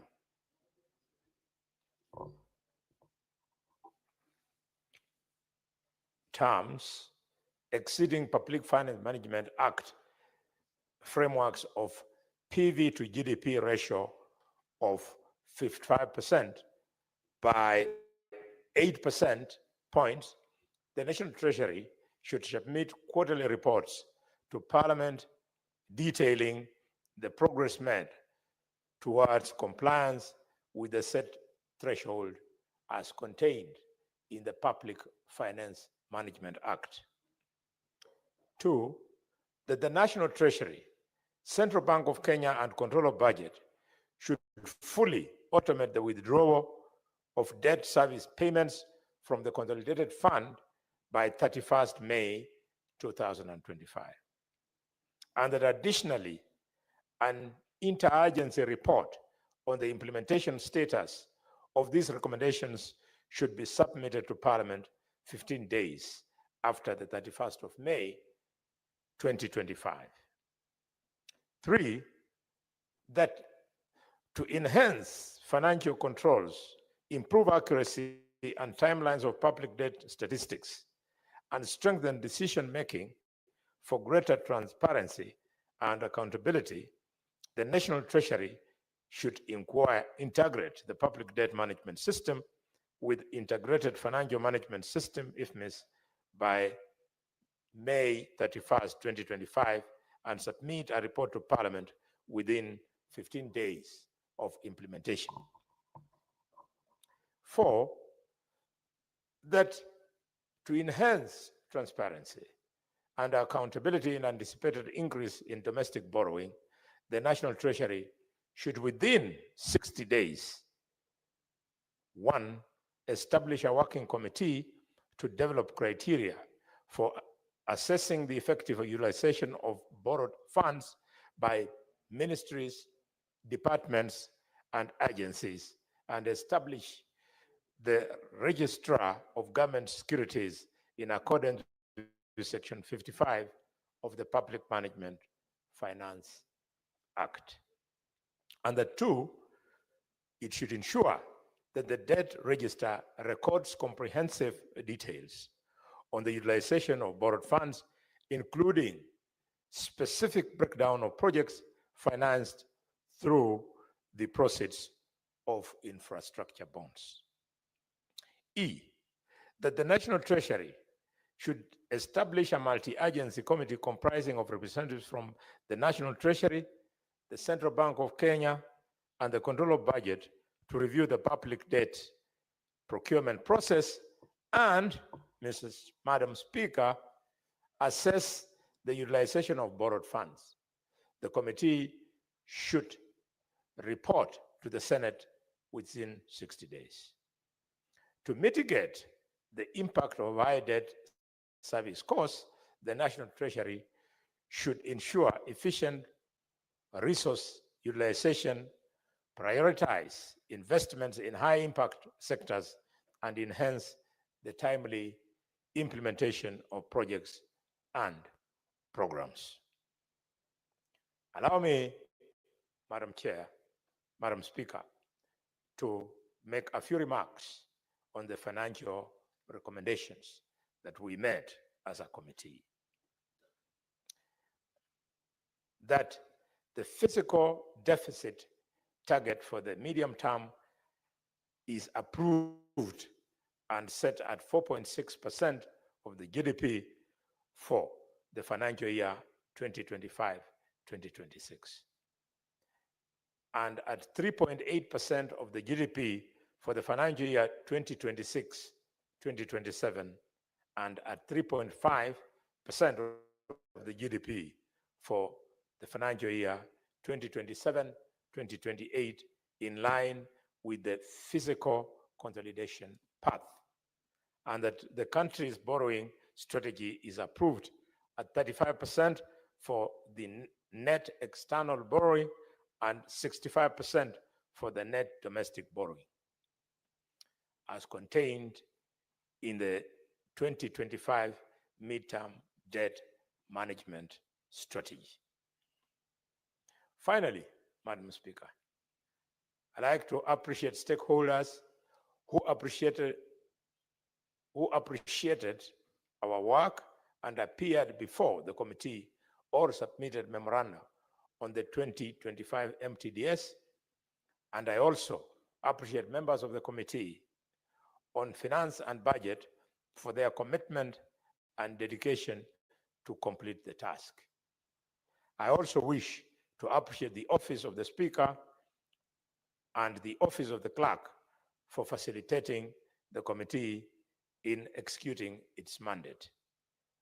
Lastly, Madam Speaker, I request senators to approve the committee's report on this 2025 MTDS. And before I invite to be seconded, I want to appreciate the arrival of the leader of the youth in the Senate, the distinguished senator from Siaya, Dr. Oburu Dinga, aged 84 years old. Welcome to this great meeting. And also, Mr. Speaker, Madam Speaker, I want to welcome back after a 2-week hiatus from the Senate, the leader of the majority. I don't know whether he was reading for a master's at Strathmore College or he was reading for a PhD. I encourage you, if you don't have a PhD, you quickly do so, because some of us who are properly educated, we have decided to profile those who don't have PhDs. Madam Speaker, I wish to invite the senator for Nairobi nominated, Senator Tabitha Maureen Mutinda, to second this. Thank you, Senator, but just hold on, Senator Tabitha. And I don't know whether you have now provided all of us who have not achieved the PhD. We hope not, but let me give a communication from the chair on visiting teachers and pupils from Golden Plains Academy, Kitengela in Kajiado County. Honorable Senators, I would like to acknowledge the presence in the public gallery this afternoon of visiting teachers and pupils from Golden Plains Academy, Kitengela in Kajiado County. The delegation comprises 8 teachers and 41 pupils who are in the Senate for a one-day academic exposition. Honorable Senators, in our usual tradition of receiving and welcoming to Parliament, visitors to Parliament, I extend a warm welcome to them, and on behalf of the Senate and on my own behalf, wish them a fruitful visit. I thank you. And I want to request the majority leader, who needs to do some work today, to welcome this school together with Senator Tabitha when you take up to support the motion.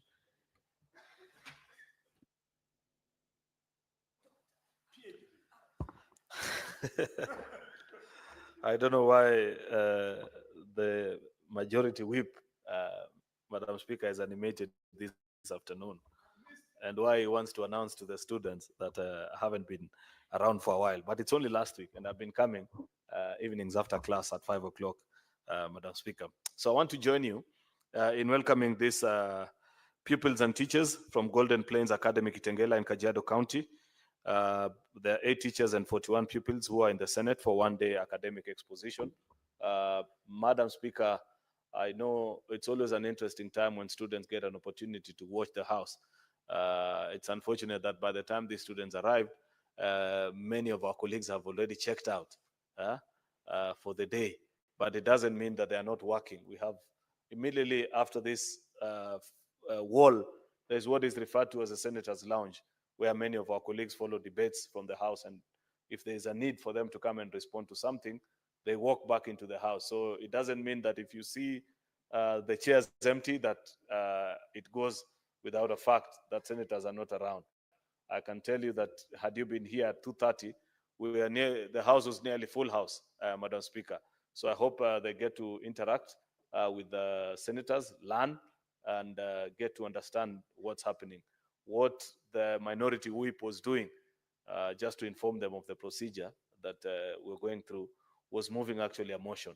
A committee, that is a committee which he sits in, Committee on Budget and Finance, has sat down, considered the report of Kenya's debt situation from the Treasury, and now they are sending a report back to the House. So what he's doing is called moving a report, after which it will be seconded and tabled before the House for debate, after which members will vote.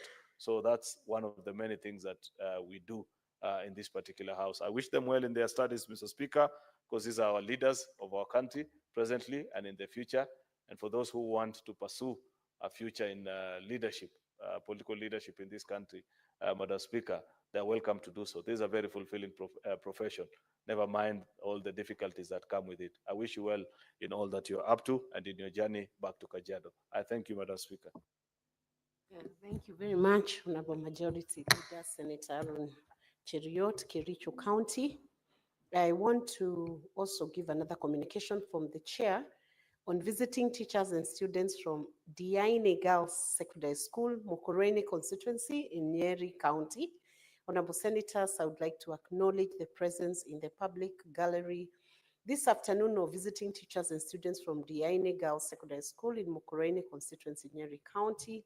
The delegation comprises 2 teachers and 36 students who are in the Senate for a one-day academic exposition. Honorable Senators, in our usual tradition of receiving and welcoming visitors to Parliament, I extend a warm welcome to them, and on behalf of the Senate and on my own behalf, wish them a fruitful visit.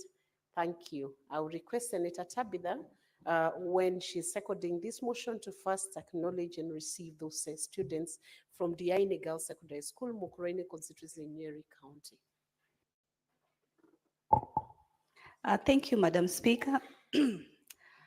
I take this opportunity to welcome the students from Nyeri County, that is Diaine Secondary, Girls Secondary School, and also not forgetting the other school from Kitengela. One thing that makes you all to be on that level of education is because you're all students. I always say that education is the only thing that nobody will ever take it away from you. The knowledge and the skills that you gain while in school are very important. Nobody will take that from you. And I always encourage students, enjoy your moment in your learning institutions, because you're not going to be in high school and in primary throughout your life. Our work is to legislate, to represent, and to oversight. We have a speaker. As we speak right now, we have Madam Speaker, who's like the principal or the headmistress of the institution. We have the leadership of the house, the way you have deans in school. And we sit as members. So it's like another institution which has laws that we adhere to the same way you have laws. So I will encourage you to enjoy your studies. The sky is the limit. You can as well be here today. The people of the students of Kajiado County, I actually sit next to your senator, but he had to leave for some other work. The students of Nyeri County behind sits the senator of Nyeri County. I'll pass my regards. Thank you, Madam Speaker, for that opportunity. I take this now opportunity to do second my colleague, Dr. Senior Boni Alale, on the issue of the medium-term strategy that we as a committee have really deliberated on it. And I'm happy to say that the CS, Honorable Badi, was able to appear before the committee today. And we were able to get into some of the issues, definitely pertaining the issue of debt, which I think when I was doing my contribution on the BPS, I touched on it because they interrelate. We deal with these two matters of BPS and MTDS concurrently, Madam Speaker. And the issue that we really focused on was to try and understand the increment of the debt as compared to the GDP, which is currently at 65.7. Madam Speaker, this was a concern because last year, this was capped at 55.5%. But the speaker, the minister was able to state before the committee that actually this has reduced from 72% to where it is at 65.7% of GDP. It's been a reduction, which has been brought about by strengthening of the Kenya shilling versus the dollar. And this has been able to save us a whopping 24 billion as a country, money that is able to transfer to the schools for capitation, among other budgets, Madam Speaker. The issue that we were also able to raise, as I mentioned earlier, Madam Speaker, was the issue of the domestic borrowing at 65% and the external borrowing at 35%, Madam Speaker, putting in mind the position of the private sector because of the interest rate, bank interest rates at the banks. Madam Speaker, on the issue of debts, we also related on the issue of pending bills, both at the county level and at the national level, Madam Speaker, because we have quite a chunk. And this issue of pending bill, as you know, Madam Speaker, is a thorny issue.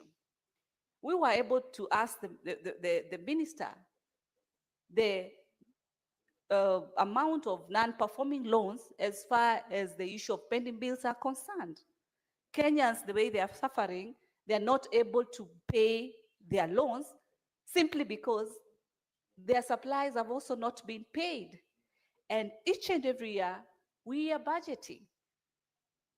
So we were able to ask the Treasury also, the same thing we also asked the COG to push to reduce the issue of pending bills so that money can be able to circulate. Most people are stuck, most people, business people are actually stuck because of the issue of pending bills, yet services have been rendered or goods have been delivered.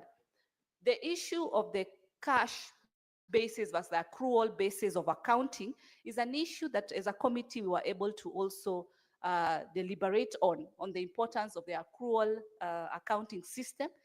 Because as we speak, like the counties and even the national government has been using the cash basis system, then which brings about the audit issues, Madam Speaker. The issue of the debt, where are we with the debt? How much has been borrowed? How much has been paid? What are the timelines for payment? What are the interest rates? What are the terms and conditions? What was agreed and all that? This needs to come to light. As I said earlier, there was a committee that the president had proposed last year, which brought a lot of politics.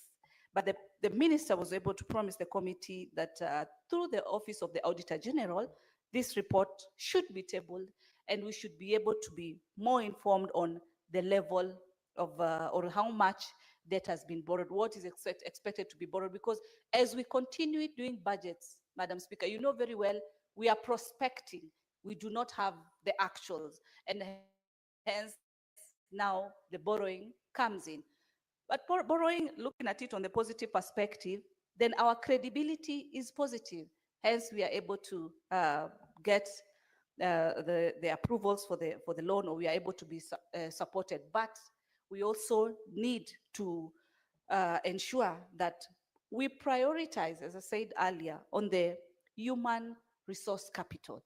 If the human resource is demoralized, if the human resource is not paid their dues on time, especially when you look at the health issues on the health sector, then the nation is not able to progress and achieve most of its goals, as have been said or set as far as the different dockets are concerned, Madam Speaker.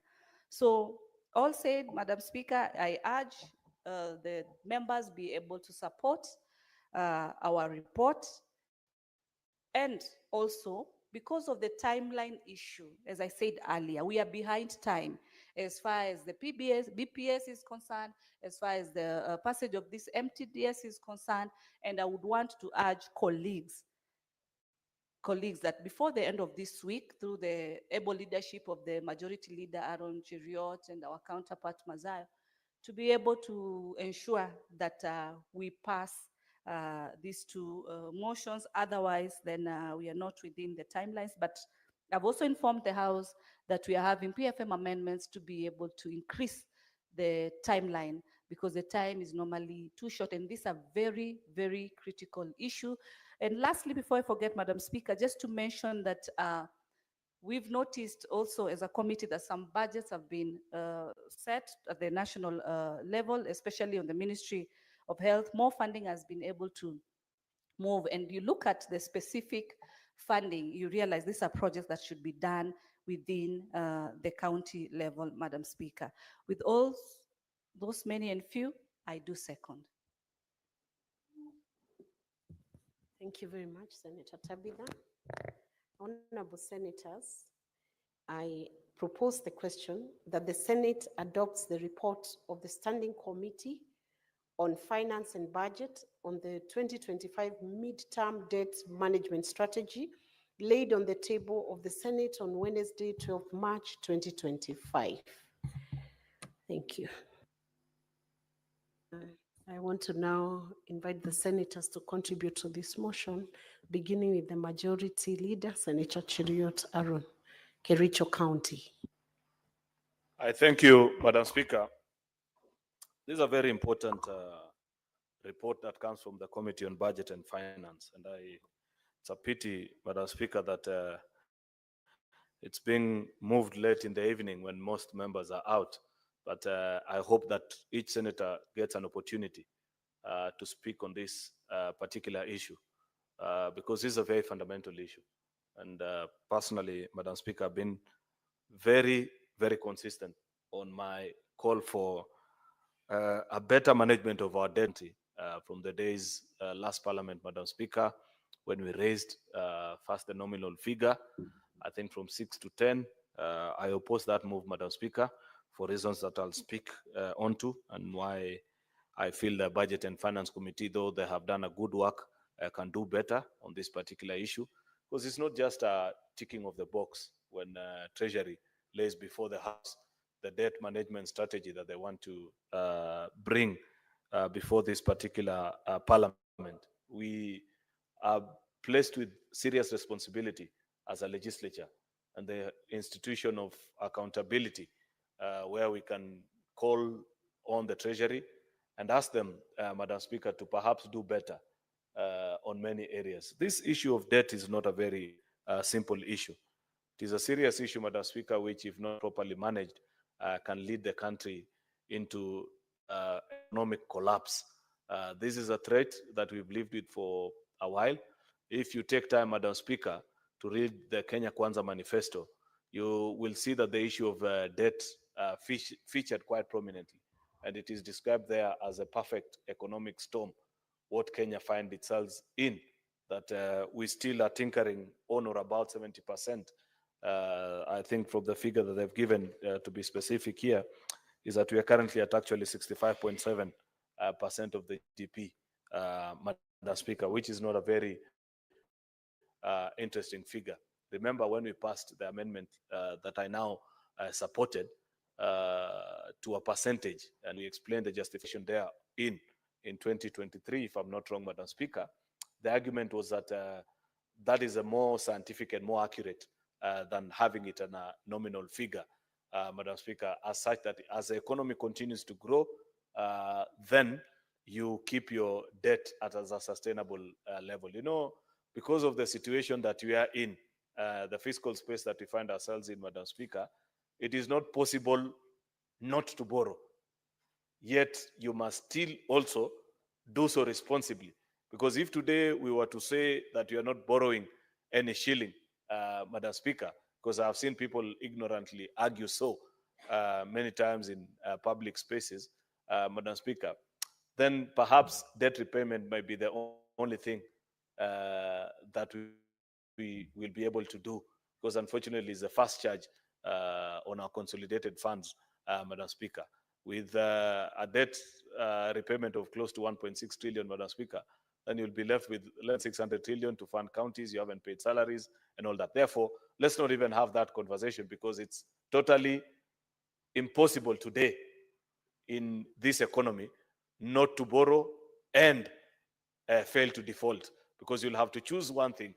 If you don't borrow, then one of the two most important charges on our consolidated account, which is debt repayment and payment of salaries, one will have to give way. Either we will have to default on debt repayment or default on salaries to all the people that earn from the Kenyan taxpayer, which includes doctors, teachers, police officers, civil servants, Madam Speaker. It's not a very interesting situation. And therefore, we have always requested that this debt management strategy be anchored on our fiscal deficit, Madam Speaker, as a good measure of whether what we are doing is right, Madam Speaker, or wrong. There must be a clear demonstration that there is an effort to consolidate fiscally, so that we continue to reduce our deficit year on year once we do our budget, Madam Speaker, to a point where you are not borrowing more than the previous year, Madam Speaker, but are borrowing barely enough to meet what is most critical, but also seek ways through which you can grow your own economy and pay up on your major debts, Madam Speaker. In fact, many people sometimes discuss about this administration and what has been its biggest achievement. While there's debate about the reforms that have been initiated in the agriculture sector, which are stellar, Madam Speaker, and you go today to public gatherings with coffee farmers, with wheat farmers, Madam Speaker, they appreciate the interventions that have been made that, Madam Speaker, continue to show positive results. But a keen student of economic management, Madam Speaker, will point out to the fact that avoiding a default and how we have succeeded the last 2 years to pay our debts in time, Madam Speaker, still ranks extremely high as the biggest achievement of this administration. At the coming into power of this administration, Madam Speaker, a default was imminent. In fact, if you recall the conversation at that particular time in the political circles, it was a matter of when, not if. In fact, there were predictions, and it had been said this administration will not last more than 3 months. It was on account of the fact that people knew the landmines that had been left by the previous administration, Madam Speaker, where everybody was certain that we were going to default, then we were going to go into a financial crisis, Madam Speaker, and a near collapse of our financial systems. How that has not happened remains to be for the history books.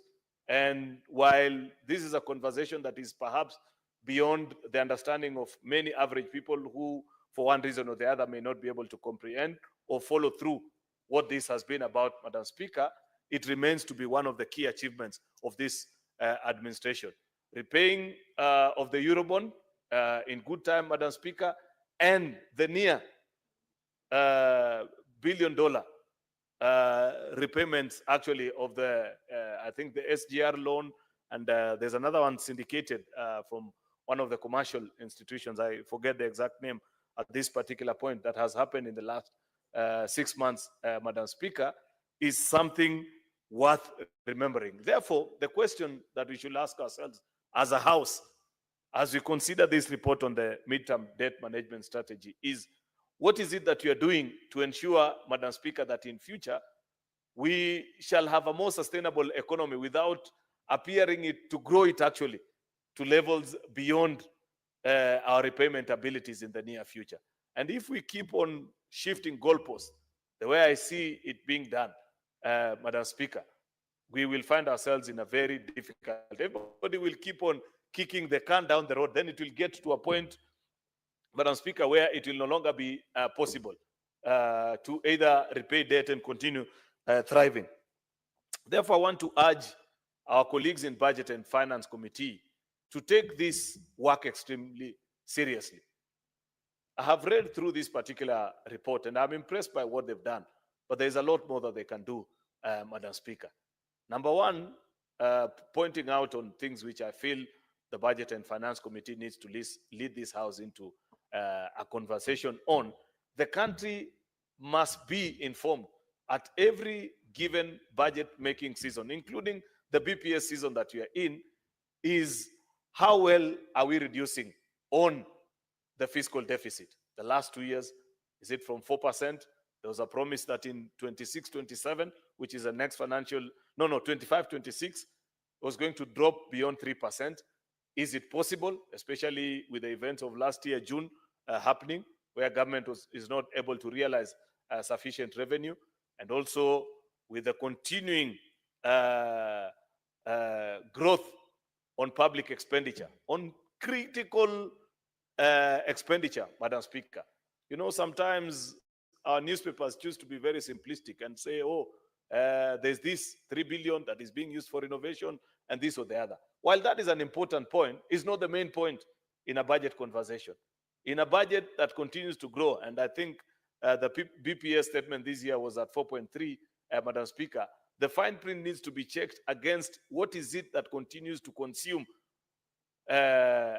public expenditure, Madam Speaker. If it is salaries, Madam Speaker, is it sustainable in this day and age to continue with the year-on increase that almost all public servants continue to earn in a depressed economy such as ours, Madam Speaker? Is it also sustainable, Madam Speaker, the kind of expenditure that we see from certain key sectors of the economy? Education, of course, is the largest consumer at almost 670 billion in the BPS that I have seen. What is the saving that needs to be made there? Why am I focusing my conversation on the fiscal deficit, Madam Speaker? Because it is the only known measure that will help us appreciate the balance of revenue vis-a-vis expenditure, and therefore the difference with what we are going to borrow to meet the gap there in between, Madam Speaker. If we continue to borrow in figures of beyond 4 or 5%, Madam Speaker, basically what we are doing is that we may appear to be okay now, but it will eventually catch up with us. And this is a challenge that I want to pass on to the Budget and Finance Committee, that if possible, because I know before you, there is presently an amendment to ensure that I think we move the year. Remember when we moved from nominal terms to percentage of the GDP on the debt anchor, Madam Speaker, we actually set 2028 as a year of moving it downwards. And it's a figure that you're supposed to grow towards. There's now a proposal before Budget and Finance Committee to take it, I think, to 2030. I'm not sure, and I can't see any member of that committee in the House to remind us. While I am willing to be persuaded, Madam Speaker, by the Treasury on why that particular reality needs to be made, there are other things that it needs to be adopted with. And I've just noticed that the Vice Chair of Budget and Finance Committee is here. I hope she's paying attention, Madam Speaker, because if you are to grant that, the only way through which I can support such an amendment, Madam Speaker, is if there is a tightening of the fiscal deficit space. It must be accompanied together with it. There must be a clear path that demonstrates and says that, okay, we can grant it to you up to 2030, but demonstrate to us financial year after the other, a figure cast in law. Because I know how these budget things work, Madam Speaker, and we've been around this parliament for a while to understand that so long as figures remain just a discussion in report, they are never going to be observed. This is perhaps the time that we must bring into the national conversation the fiscal deficit and have it put into law, Madam Speaker, so that we know in 25, 26, this is the figure beyond which we cannot be allowed to borrow beyond. In 26, 27, and that figure must studiously come down, because there's a scientific way within which you achieve that 55% by 2030, Madam Speaker. This is just 5 years that we are talking about. It's not a very long time, the way people want to put it. And if we are not careful and we do not tighten the path, Madam Speaker, we will find ourselves to be in this house, God granting us life and citizens granting us the opportunity to be here, and we'll be here in 2029 discussing how to move again that 55% to 2034, unless Parliament did its work with diligence. Therefore, I hope as Budget and Finance Committee considers that proposal from Treasury, Madam Speaker, the only way, and this is my argument, as a representative of the people and as somebody who has keenly followed this conversation over the last 2 terms of Parliament, as Kenya continues to struggle with its debt situation, Madam Speaker, that I expect that it will be anchored in law alongside the percentage of debt anchor at 55%, so that it is clearly defined, a percentage beyond which we cannot borrow. If it's 3%, let it be stated, 4%, whatever the figure, Madam Speaker, so that as we do budget, then we must move away from this aspirational budget. What I still don't get the rationale why we have to take it at 4.3, then after 3 months, Madam Speaker, there will be a supplementary, like what I think was signed into law today, that has reviewed most of those figures downwards because on account of non-performance of revenue, Madam Speaker. Why can't we from the very onset just live within our means and appreciate that things are difficult? We must have a conversation as a country and say, if it gets to a point where we can no longer go to the markets and borrow beyond a certain limit, yet there are things that we need to finance, Madam Speaker, what options then are we left with? Reduction in wages, maybe of public servants that earn beyond a certain figure. How much will that realize? I'm not sure it's a big figure, because you have to be realistic and not sensational like many of our journalists in the newsroom, because I believe that is only perhaps maybe 2 or 3% that earn beyond a certain figure. But then which other places can we make savings, Madam Speaker? Because the reality is that we live in a country that is yet to understand the dichotomy of balance between politics and the economy. And that will continue to be a struggle. And if we are not careful, Madam Speaker, we will actually collapse this economy because of that demand. As we speak today, many times you attend public functions in the company of the president, and when Senator Manzo is granted the opportunity to speak in Makueni, he will ask for a particular road, a particular water project to be completed, and this or the other. So because that informs the understanding of the ordinary citizen of whether to vote for an administration or not, depending particularly our electricity program, our road program, Madam Speaker, and our water programs, the 3 most critical asked for things, that continues to pile on to our budget. And year on year, you'll see the pressure of any administration like the present one that wants to have a second term in office, then choose the easier option, which is to be politically correct and continue funding some of these programs despite the fact that we may not afford them. Because that is what the ordinary citizen understands. This conversation that we are having in this house, unfortunately, is an elite conversation. which the ordinary citizen and the ordinary voter has very little connection to.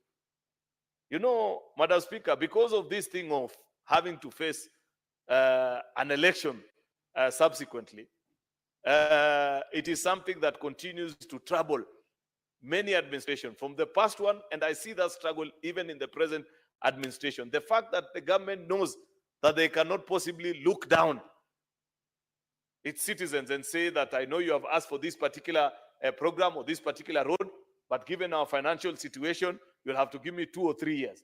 I don't think any member of parliament, I don't think any minister, I don't think any president or deputy can have the courage to say that to the ordinary citizen.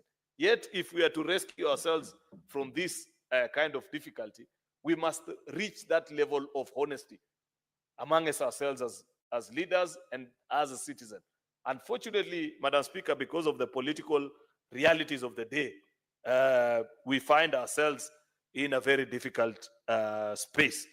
Section G of this particular report of theirs, they have set a fiscal deficit target at 4.6% of the GDP for 25-26, 3.8% for 26-27, 3.5% for 27-28, in line with the fiscal consolidation path. This is what I was talking about, Senator Tabitha.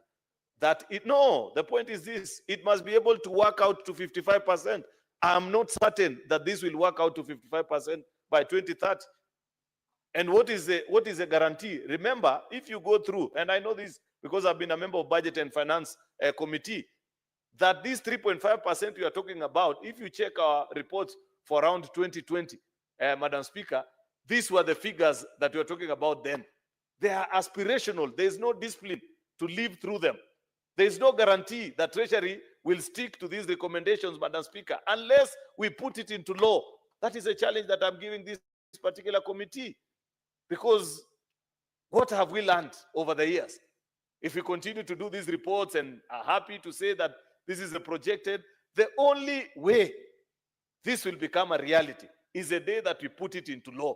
Then after we have closed all the paths for borrowing beyond certain levels, then we will come and have an adult conversation in this house and ask ourselves very difficult questions, including our colleagues in the National Assembly who keep on growing their CDF allocations.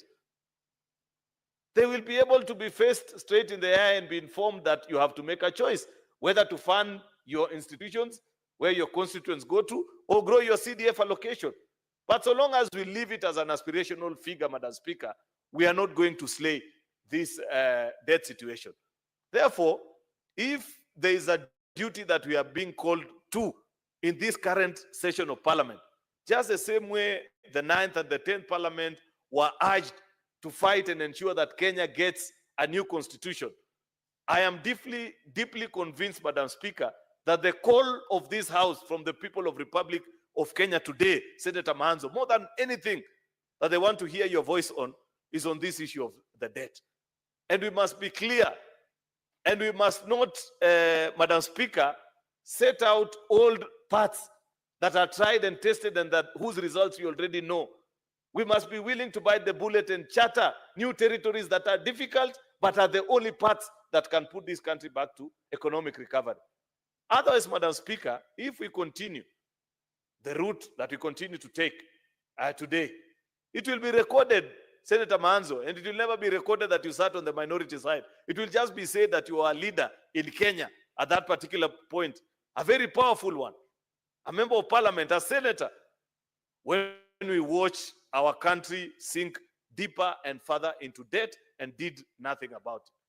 I want to request, Madam Speaker, that this conversation cannot only be sustained through a review or a report of our Budget and Finance Committee on the medium-term debt management strategy. That is a proposal from the Treasury. Senator Manzo, you must ask yourself, how can you expect to find a solution from the people that put us into trouble in the first place? Aren't we being foolish as Parliament? We have a whole research unit in the name of Parliamentary Budget Office. Very competent people. I have worked with them. Very intelligent young men and women, Madam Speaker, who at the height of the protest here in June, when we passed that motion as a House, and it's unfortunate because we haven't been able to follow through many of the recommendations. Senator Tabitha, you know that we made one of the recommendations of that particular motion was that we said we're going to have a conversation on debt guided by the Parliamentary Budget Office, not Treasury, so that we tell Treasury, it is clear you have demonstrated to the people of Kenya that you are not able to show prudence in financial management because we find ourselves in this situation because you people cannot override interest. Therefore, this is a prescribed solution. You know, when you're designing a solution, Madam Speaker, for any problem, you design it knowing or bearing in mind the kind of people that are going to implement it.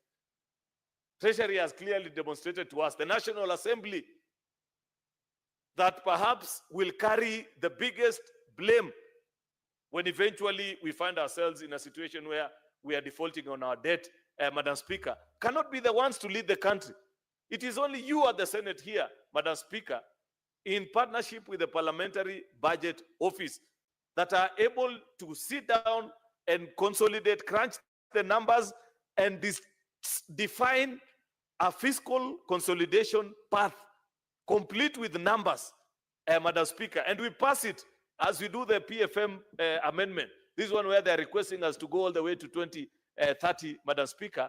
Then define the path for them so that now you work backwards and say, this is the amount of money that is available. You know, how we manage our economy, unfortunately, Madam Speaker, is that we first list the things that we want, then we ask ourselves, where will we find the money? I don't know anybody else who does that kind of budget. I thought the common sense is that you first look at what you have, then you say, what is it that I can afford? You know, I really hope, Madam Speaker, that Budget and Finance Committee will lead us into the realization of that. Tunaingia vijijini, mijini na hata jijini kukuletea taarifa mchana kutwa, usiku tunaketi kitako, tunadadavua tukichanganua taarifa na makala muhimu yanayokuhusu wewe na familia yako. Ungana na Bernard Ngozi kwenye Open Forum Political Show kuanzia saa 4 usiku hadi dakika zake kila siku ya wiki kwenye